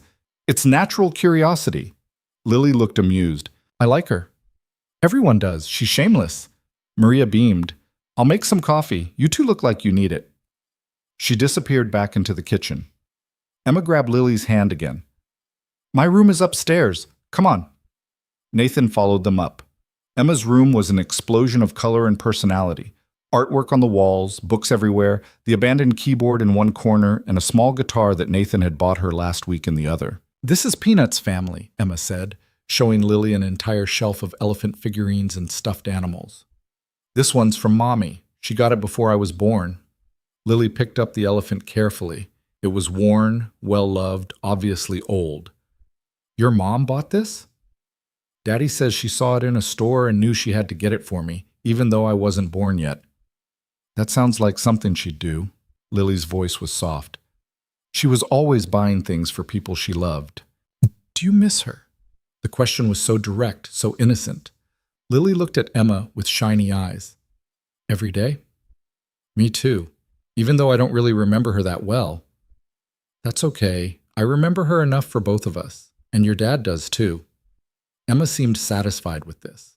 She showed Lily the rest of her room, narrating every important detail. The rock collection, the art supplies, the closet full of dress-up clothes. Nathan leaned against the door frame, watching. This should feel weird. Lily and Emma's room, talking about Caroline being part of their life. But it didn't. It felt right in a way he couldn't quite explain. Maria appeared with coffee. Kitchen's too formal. I put it in the living room. They migrated downstairs. The living room was less ostentatious than the foyer, comfortable furniture, actual signs of life. Emma immediately pulled out her guitar. I'm going to play you my song, she announced. You learned a whole song already? Lily asked. Well, 3 chords, but my teacher says that's enough for lots of songs. She proceeded to play something that was technically 3 chords, but not technically a song. Lily applauded anyway. That was great. I'm still learning. You're doing amazing, Emma beamed. Then she yawned. Someone's tired, Nathan observed. I'm not tired. You just yawned. That was a bored yawn, not a tired yawn. Those are the same yawn. Emma was definitely fading. The park, the ice cream, the excitement, it was all catching up with her. Why don't you go rest for a bit, Nathan suggested. Lily and I will be here. But what if Lily leaves? I won't leave without saying goodbye, Lily promised. I learned that lesson. Emma considered this. Okay, but just for a little bit. She went upstairs. They heard her bedroom door close. Nathan and Lily sat on opposite ends of the couch with their coffee. The house was quiet except for the distant sound of Maria doing something in the kitchen. Your house is insane, Lily said. I know. I mean, I knew you were rich, but this is... She gestured around. This is a different level. It's too much.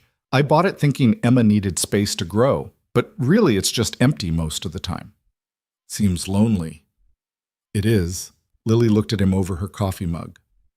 Thank you for today, for letting me meet Emma, for bringing me here. I know it wasn't easy.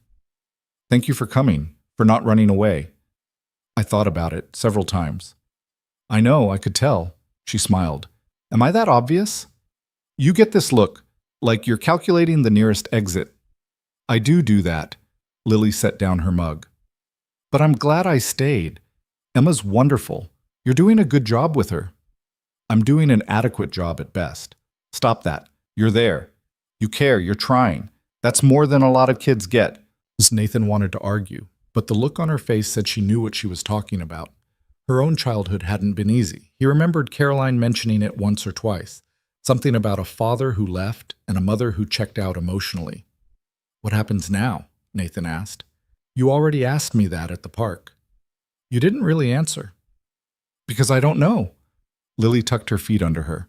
I like this. Being here, knowing Emma, spending time with you, but I'm also terrified of what it means. Why? Because I'm not part of your world, Nathan. This house, your life, your success. I don't fit into any of it. You fit into the parts that matter. Like what? Like Emma liking you. Like me actually wanting to come home instead of staying at the office until midnight. Like feeling less alone. Lily looked at him for a long moment. You're not as emotionally constipated as Maria thinks. High praise. I'm serious. You're actually pretty good at saying what you mean. Years of practice at board meetings. I don't think it's that. She leaned forward slightly. I think you're just honest when it matters.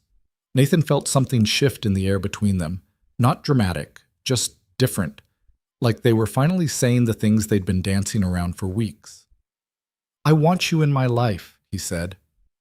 However that looks. Friend, more than friend, whatever. I just don't want you to disappear again. I don't want to disappear either. But Nathan, I need you to understand something. I can't be Caroline for you. Or for Emma. I'm not her replacement. I know that. Do you? Because sometimes I feel like maybe you're looking at me and seeing her, missing her through me. Nathan sat with that. Was she right?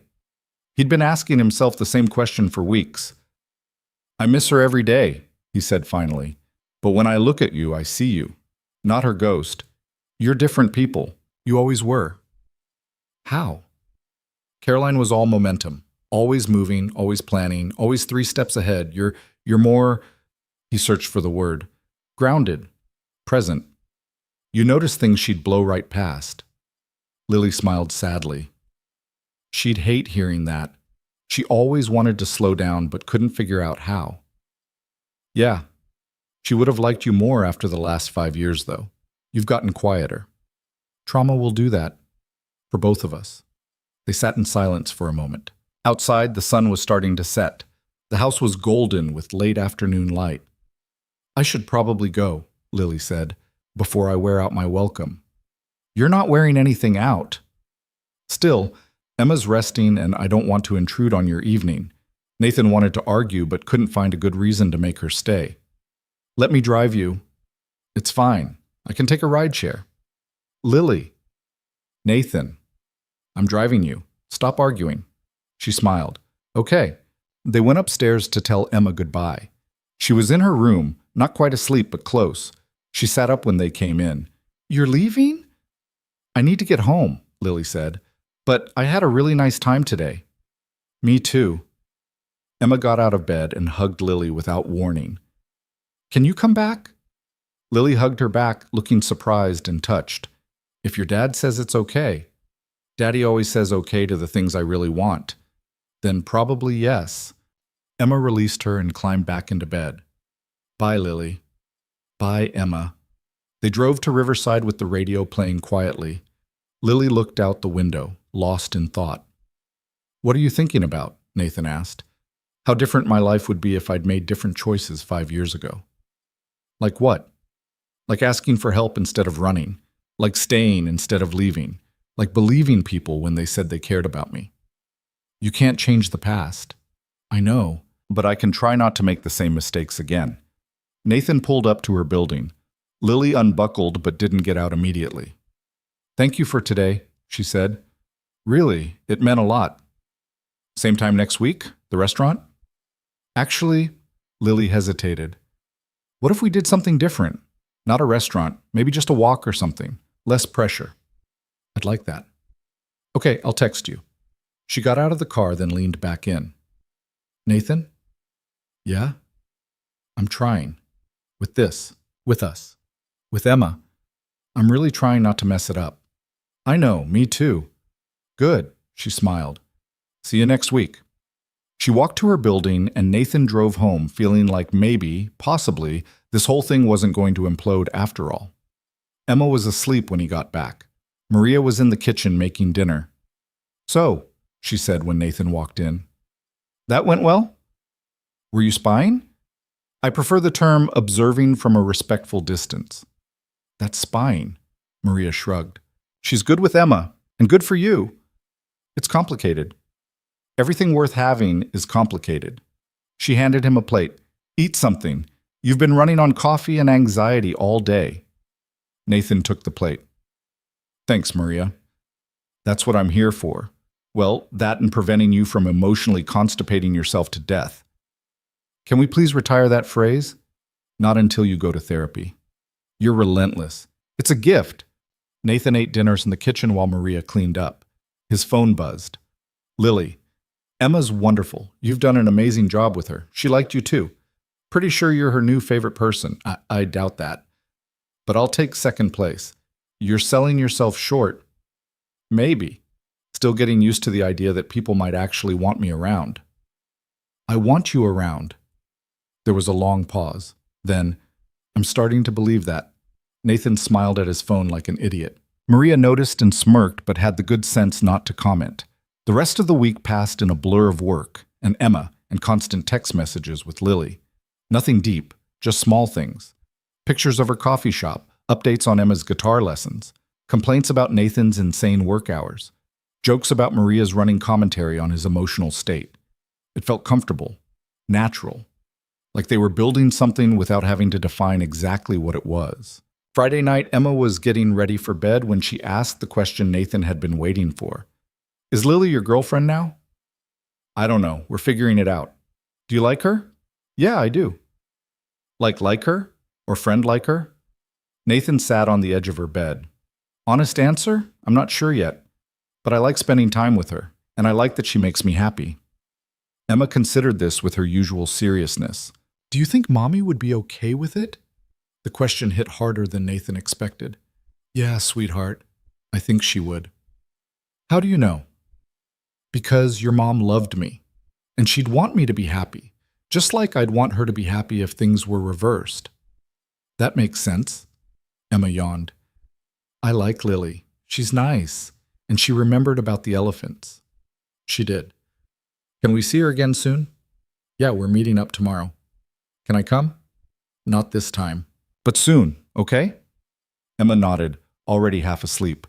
Nathan kissed her forehead and turned out the light. Saturday afternoon, he met Lily at a park on the north side of the city. Different from last week, bigger, less crowded. She was sitting on a bench when he arrived, wearing jeans and a sweater, looking more relaxed than he'd seen her in weeks. Hi, she said when he sat down. Hi. They started walking the trail that wound through the park. It was a perfect fall day, cool, but not cold, leaves changing colors, the kind of weather that made you glad to be alive. I've been thinking, Lily said after a few minutes. About what I want. From this. From us. Nathan's heart rate picked up. And I think I want to try. Actually try. Not just dinner once a week and texting safe things, but really seeing if this could be something. Like dating. Like dating, if you want that. Nathan stopped walking. Lily stopped too, turning to face him. Yeah, he said. I want that. Even though I'm a mess? Even though we're both messes. Lily smiled. Okay, so we're doing this. We're doing this. What do we tell Emma? The truth. That we like each other and we're seeing where it goes. She's going to ask a million questions. Definitely. And Maria's going to have opinions. Without a doubt, Lily stepped closer. And your friends will have thoughts. And people will wonder why a billionaire is dating a coffee shop manager. And it's going to be complicated and messy and probably hard. Probably. Are you ready for that? Nathan reached out, took her hand. No, but I want to try anyway. Lily looked at their joined hands. Me too. They started walking again, hands still linked, and it felt like something had fundamentally shifted, like they'd finally stopped fighting against whatever this was and decided to let it happen. Can I ask you something? Nathan said. Sure. What made you decide to try this? Lily was quiet for a moment. Emma. And watching you with her, and realizing that you're not just successful or rich or any of that surface stuff. You're a good person who's trying really hard to do right by the people you love. And I thought, maybe I could be one of those people. Maybe I could let myself be loved instead of running away from it. That's a lot of pressure. You already said that, at the restaurant. It's still true. I know. But I think maybe you're worth the pressure, and maybe I am too. Nathan squeezed her hand. You definitely are. They walked until the sun started setting, talking about everything and nothing. The future felt less terrifying than it had in years. Still uncertain, still complicated, but possible in a way it hadn't been before. When Nathan dropped Lily off at her apartment, she kissed him on the cheek before getting out of the car. "See you next week," she said. "Looking forward to it." "Me too." She walked to her building, turned to wave before going inside. Nathan sat there for a moment, touching his cheek where she'd kissed him, feeling something that might have been hope. His heart had stopped 3 weeks ago. Now it was beating steady and strong. For Emma. For Lily. For the life he was finally letting himself build instead of just survive. It wasn't perfect. It wasn't easy. But it was real. And after 5 years of going through the motions, real was exactly what he needed. 3 months changed everything and nothing at all. Nathan still worked too much, though he'd cut back to 50-hour weeks instead of 70. Emma still changed her mind about her interests every other Tuesday. Maria still offered unsolicited commentary on everyone's emotional state. And Lily still showed up to their dates in thrift store clothes that she refused to let Nathan replace.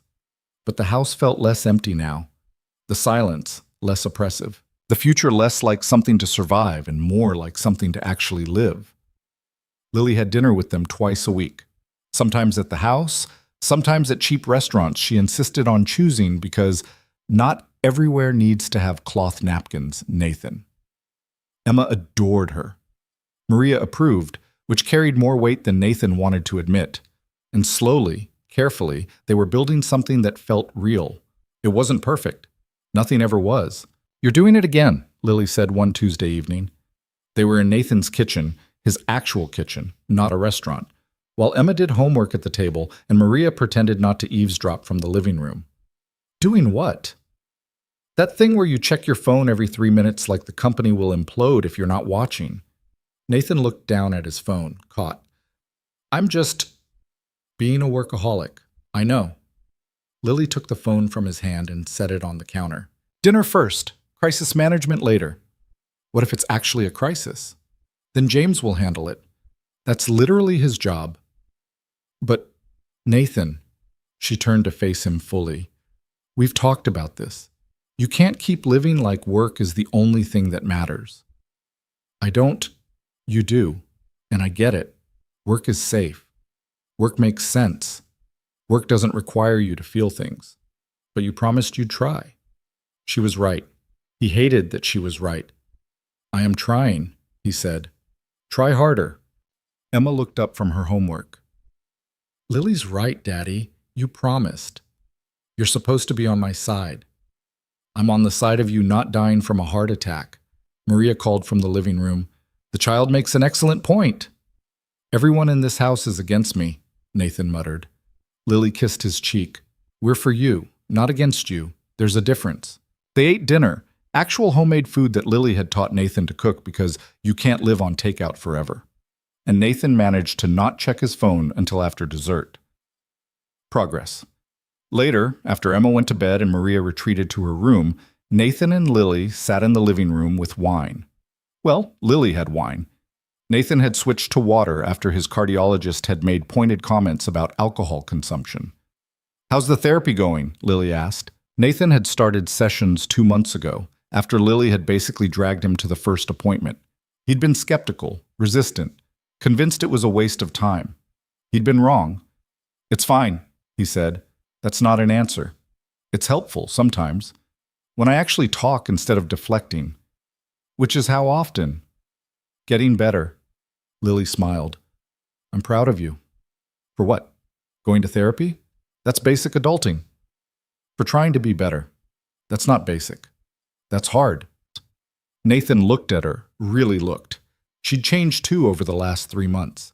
Still wore the same thrift store style, still worked at the coffee shop, still refused his money. But she'd gained weight in a healthy way, the kind that came from not skipping meals or living on stress. Her eyes were brighter. Her smile came easier. "You're staring," she said. "You're pretty. That's the wine talking. I'm drinking water. Then you're delirious." "Probably." She laughed and moved closer on the couch. They'd been taking things slow, painfully slow by normal standards. Kissing, yes, but nothing beyond that. Both of them too aware of the complicated history, the grief, The way this relationship was built on trauma and loss, and the ghost of a woman they both loved. "Can I ask you something?" Lily said. "Always." "Do you ever feel guilty? About us?" Nathan had been waiting for this question. "Sometimes. Do you?" "All the time." She turned her wine glass in circles. "Like I'm betraying Caroline by being with you, or like I'm using her death as an excuse to have something I wanted but couldn't have when she was alive." "Did you want it? When she was alive?" Lily was quiet for a long moment. "I don't know, maybe. There were moments where I'd see you two together and wonder what it would be like, but I never would have acted on it. She was my best friend. And now? Now she's gone, and we're here, and I still feel like we're doing something wrong even though I know we're not." Nathan reached for her hand. "My therapist says grief doesn't have an expiration date, that there's no timeline for moving on, that loving someone new doesn't mean you love the first person less." "Your therapist sounds smart." "She is. Annoyingly so." "Do you believe her? About the moving on thing?" "I'm trying to. Some days it's easier than others." Lily leaned her head on his shoulder. "I miss her. Even now. Even while I'm sitting here with you being happy, I still miss her." "Me too." They sat like that for a while, missing Caroline together.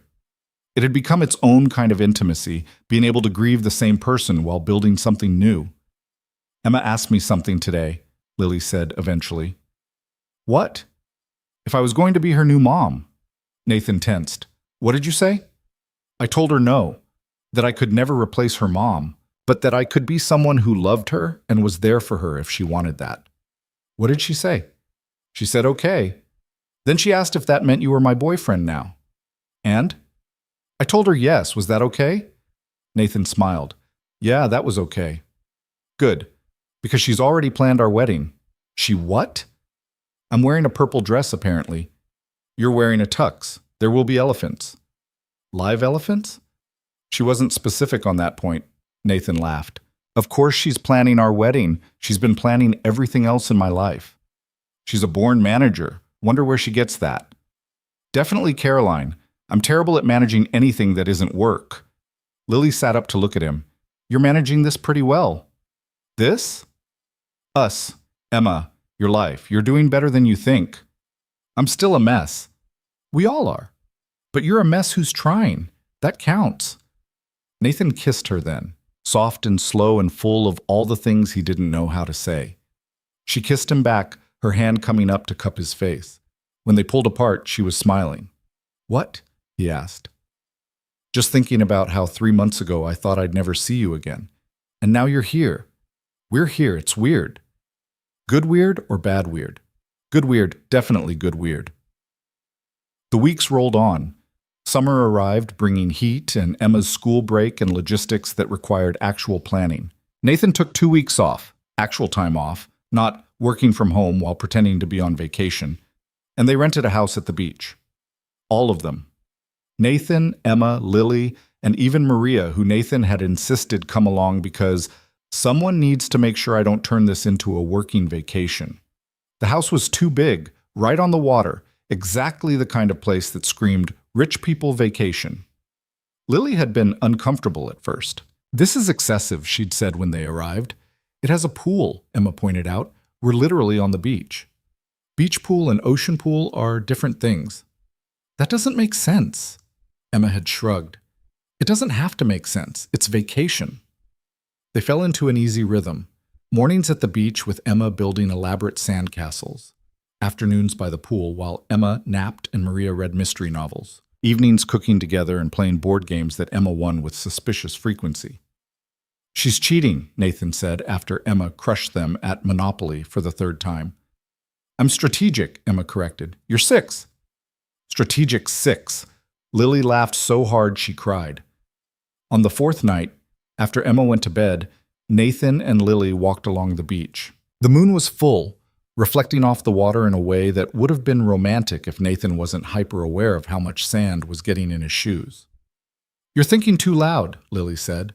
"I'm not thinking." "You're always thinking. I can hear the gears turning." Nathan stopped walking. "Can I tell you something?" "Of course." "I'm happy. like actually happy. Not just okay or managing or surviving, actually happy. Lily smiled. Me too. It's weird, right? After everything. After Caroline. After 5 years of being miserable. It feels almost wrong to be this happy. It's not wrong. It's just different. She took his hand. We're allowed to be happy. Caroline would want that. You think? I know. She told me once, this was years ago, before Emma, she said if anything ever happened to her, she didn't want you to be alone forever. She wanted you to find someone who made you happy. Nathan felt his throat tighten. She said that? Yeah, we were talking about life insurance or something equally depressing, and she made me promise that if something happened, I'd make sure you didn't just shut down completely. You broke that promise. You disappeared. I know. I'm sorry. I wasn't strong enough then, but I'm trying to make up for it now. You don't have to make up for anything. Maybe not, but I want to be here. For you and Emma. If you'll let me. Nathan pulled her close. I'll let you. They stood there on the beach, holding each other while waves crashed and the moon shone, and somewhere in the distance Emma probably had her face pressed to the window watching them. She's definitely watching us, Lily said, reading his mind. Definitely. Should we give her a show? What did you have in mind? Lily kissed him, longer than usual, less careful. When they pulled apart, she was grinning. Think she got a good view? I'm going to hear about this at breakfast. Worth it. They walked back to the house hand in hand. Emma was indeed at the window, waving enthusiastically. They waved back. Maria met them at the door. The child saw you kissing. She has questions. Of course she does. Important questions about when you're getting married and if she gets to be the flower girl. We've been dating 4 months. She's a planner, like her father. Nathan rubbed his face. Can this wait until morning? Absolutely not. She's already designing the invitations. Lily was trying not to laugh. I should probably go help with that. She went upstairs. Nathan could hear Emma's excited chatter even from the first floor. You're good for him, Maria said quietly. Nathan looked at her. Lily? Both of them. Emma's different since Lily came back. Lighter, less worried about you all the time. She worried about me. Constantly. Asked me at least once a week if you were going to die like her mother. Nathan felt like he'd been punched. She never told me that. Because she's 6 and she didn't want to make you sad. But now she has Lily asking the same questions, telling you to take care of yourself. She doesn't have to carry that alone anymore. I didn't know. You do now. So keep getting better. Keep letting them in. Keep being happy. Maria patted his shoulder and went to her room, leaving Nathan standing in the hallway processing the fact that his 6-year-old had been carrying that weight without him knowing. He went upstairs, found Lily and Emma in Emma's room surrounded by paper and crayons. We're designing your wedding, Emma announced. I see that. You're getting married at the beach. Because you kissed at the beach, so that's romantic. Is that so? That's so. Emma held up a drawing. This is you. This is Lily. This is me throwing flowers. The drawing was objectively terrible and absolutely perfect. What do you think? Lily asked, eyes shining with barely suppressed laughter. I think we're getting married at the beach, apparently. Oh, good. I was worried I'd have a say in this. Emma continued planning, unbothered by the fact that no one had actually proposed. Nathan sat on the floor next to Lily and watched his daughter design their future with total confidence that it would happen exactly as she imagined. You okay? Lily whispered. Yeah. Just thinking about how different everything is now. Good different? The best different. Later, after Emma finally fell asleep, still clutching her wedding plans, Nathan and Lily sat on the deck overlooking the ocean. She's going to be disappointed when we don't actually get married next month, Lily said. Who says we're not? Lily turned to look at him. Nathan, I'm kidding, mostly, but for the record, I would marry you. Not next month, but someday. We've been dating 4 months. I know, that's why I said someday, not tomorrow. Lily was quiet for a long moment. You're serious? Yeah, I am. Is that crazy? Probably, but I think I'd say yes. Someday. Nathan felt something settle in his chest. Not pressure, not anxiety, just certainty. Good to know, no. They sat there watching the waves, both thinking about some days and futures and how grief and loss could somehow lead to this, peace and possibility and hope. The vacation ended. They went back to real life, work and school, and the regular routines. But something had shifted. The relationship felt more solid, more real, less like something that might break if they looked at it wrong. Lily started staying over more often. Not moving in, she wasn't ready for that, and Nathan didn't push. But a toothbrush appeared in his bathroom, then clothes in his closet, then her terrible coffee maker because she couldn't stand his fancy espresso machine. Emma was thrilled. Maria was smug. Marcus claimed full credit despite having nearly ruined everything. "You're welcome," he said at dinner one night. He said a buoscat. He'd finally worn Nathan down into accepting a double date. Marcus and his wife, Nathan and Lily. "You ambushed us," Nathan said. "I strategically arranged a meeting. You didn't tell either of us who we were meeting." "Details." Lily was laughing. "Honestly, if you had told me, I would have run. See? My way worked. Your way nearly gave us both heart attacks. But you're together now, so I'm a genius." Nathan's phone buzzed. He ignored it. Marcus noticed. "Wow, you didn't immediately check that. Character growth. I'm working on it."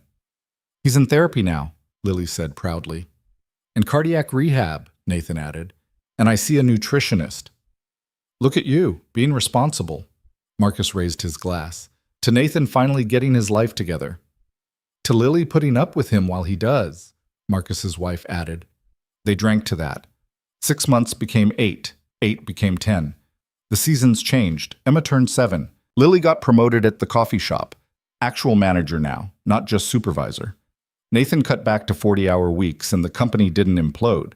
His therapist said he was making real progress. His cardiologist said his heart was healthier than it had been in years. Emma said he smiled more now. They were all probably right. It was December when Nathan finally did it, planned it for weeks with Emma's enthusiastic help and Maria's knowing smiles. Got the ring, nothing excessive, knowing Lily would hate anything too flashy. Simple band, small diamond, elegant without being showy. He chose the park where they'd had their first real conversation as a couple, the one where Lily had said she wanted to try. Full circle felt appropriate. Emma insisted on being there, hidden behind a tree with Maria, both of them armed with cameras. "You're going to give away the surprise," Nathan had argued. "I'm very sneaky," Emma had insisted. She was not, in fact, very sneaky. But Lily was good at pretending not to notice things. They walked the trail like they had dozens of times before. Lily was talking about work, about her terrible boss finally retiring, about the possibility of buying into the coffee shop as a partial owner. "That's great," Nathan said, distracted. "You're not listening." "I am." "What did I just say?" "Something about coffee?" Lily stopped walking. "Okay, what's going on? You've been weird all day." "I'm not weird." "You're definitely weird. Did something happen at work?" "No." "With Emma?" "No." "Then what?" Nathan knelt down. Right there on the path, pulled out the ring. Lily's eyes went wide. "Oh my God." "Lily Harper," Nathan started. "Oh my God." "Let me finish." "You're proposing." "That's generally what the kneeling and ring indicate, yes. But we've only been dating 10 months, I know. Which is why if you want to say no, that's fine. We can wait. But I wanted you to know that I'm sure. About you. About us. About wanting to build a life together." Lily was staring at him. "Nathan, you've changed everything. Made my life better. Made Emma's life better. Made me want to be better. And I know I'm still a work in progress. I still work too much sometimes. I'm still emotionally constipated, according to Maria. But I'm trying, and I want to keep trying with you. Nathan, and I know you're scared, that you think you don't fit into my world, but you do. You fit perfectly. Right here." He pressed his hand to his chest. "With Emma and me and this life we're building. So if you're ready, if you want this too, then marry me. And if you're not ready, then just know that I'll wait, however long it takes." Lily was crying. "You practiced that." Emma helped.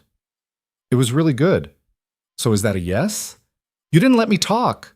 Sorry. Okay, your turn. Lily wiped her eyes, laughing and crying at the same time. You're an idiot. I'm aware. A sweet idiot, but still an idiot. She knelt down so they were eye level. I'm terrified. Of this. Of us. Of screwing it up. Me too. But I love you. I love Emma. I love this life we're building, even though it terrifies me.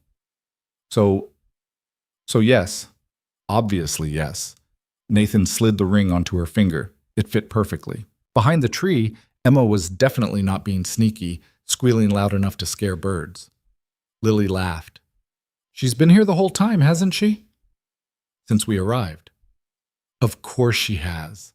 Emma ran out from behind the tree, Maria following at a more dignified pace. Emma launched herself at both of them, hugging them while they were still kneeling on the ground. You said yes. I knew you'd say yes. Did you now? Lily asked. Obviously, because you love Daddy and Daddy loves you and I love both of you, so it's perfect. That's some sound logic, Maria observed. They stood up, all of them, and Emma insisted on seeing the ring approximately 40 times. It's pretty, but not too pretty, she decided. Very Lily. Thank you? That's a compliment. I'll take it. They walked back to the car, Emma between them, holding both their hands. Maria walked behind, taking pictures that Nathan knew would end up in frames all over the house. When's the wedding? Emma asked. We just got engaged 5 minutes ago, Nathan said. So, next month? Probably not. 3 months? Emma, 6 months max. I'm not waiting longer than that, Lily laughed. 6 months might actually work. Nathan looked at her. Really? Why wait? We've already done the hard part, figuring out if we work. We do. 6 months it is then. Emma cheered. I'm telling everyone. She ran ahead to the car. Maria followed, shaking her head fondly. Nathan and Lily walked slower, hands linked. You know this is crazy, right? Lily said. Completely insane. Your friends are going to have opinions. Let them. People will talk about the timing, about Caroline, about everything. I don't care. Lily stopped walking. Really? You don't care? I care about you and Emma and building a life that makes us happy. Everything else is just noise. She kissed him then, soft and sweet and full of promise. I love you, she said. I love you too. They got in the car.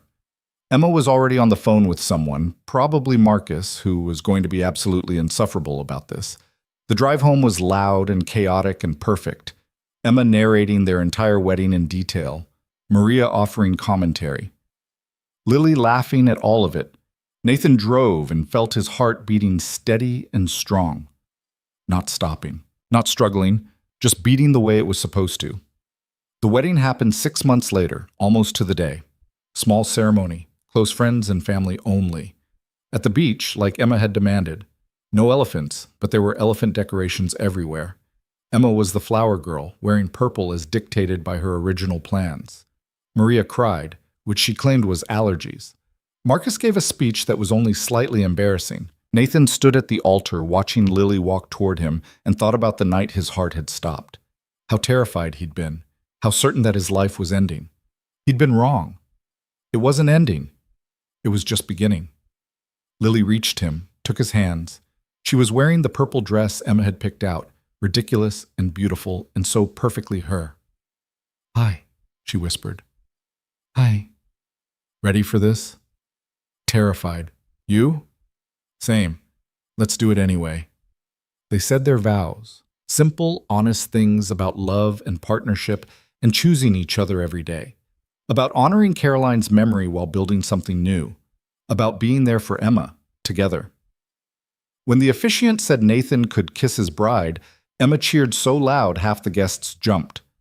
The reception was exactly as chaotic as expected. Emma danced with everyone. Maria got tipsy and told embarrassing stories. Marcus claimed full credit for everything. Late in the evening, Nathan and Lily snuck away from the party, walked down to the beach where the moon reflected off the water. We did it, Lily said. We did. I'm married to a billionaire. That's weird. I'm married to someone who still insists on buying thrift store clothes. That's equally weird. Balance. Something like that. They stood there holding each other, listening to waves and distant music from the reception. Thank you, Nathan said. For what? For coming back. For staying. For saying yes. Thank you for asking, for being patient, for loving me even when I was a mess. We were both messes. We still are, just together now. That's the best kind of mess, Lily laughed. I love you. I love you too. Back at the reception, Emma was probably looking for them. Maria was definitely making knowing comments. The party would go on without them for a few more minutes, but right now, right here, it was just them. The ocean, the moonlight, and the future stretching out ahead, uncertain, complicated, beautiful. Nathan's heart beat steady in his chest, strong and sure. Not stopping, not failing, just beating. For Lily, for Emma, for the life they'd built from grief and loss and the unexpected grace of second chances. It wasn't the life he'd planned. It wasn't the one he'd imagined 5 years ago when Caroline died and everything fell apart. But it was good, real, worth living for. And for the first time in a long time, that was enough. More than enough. It was everything.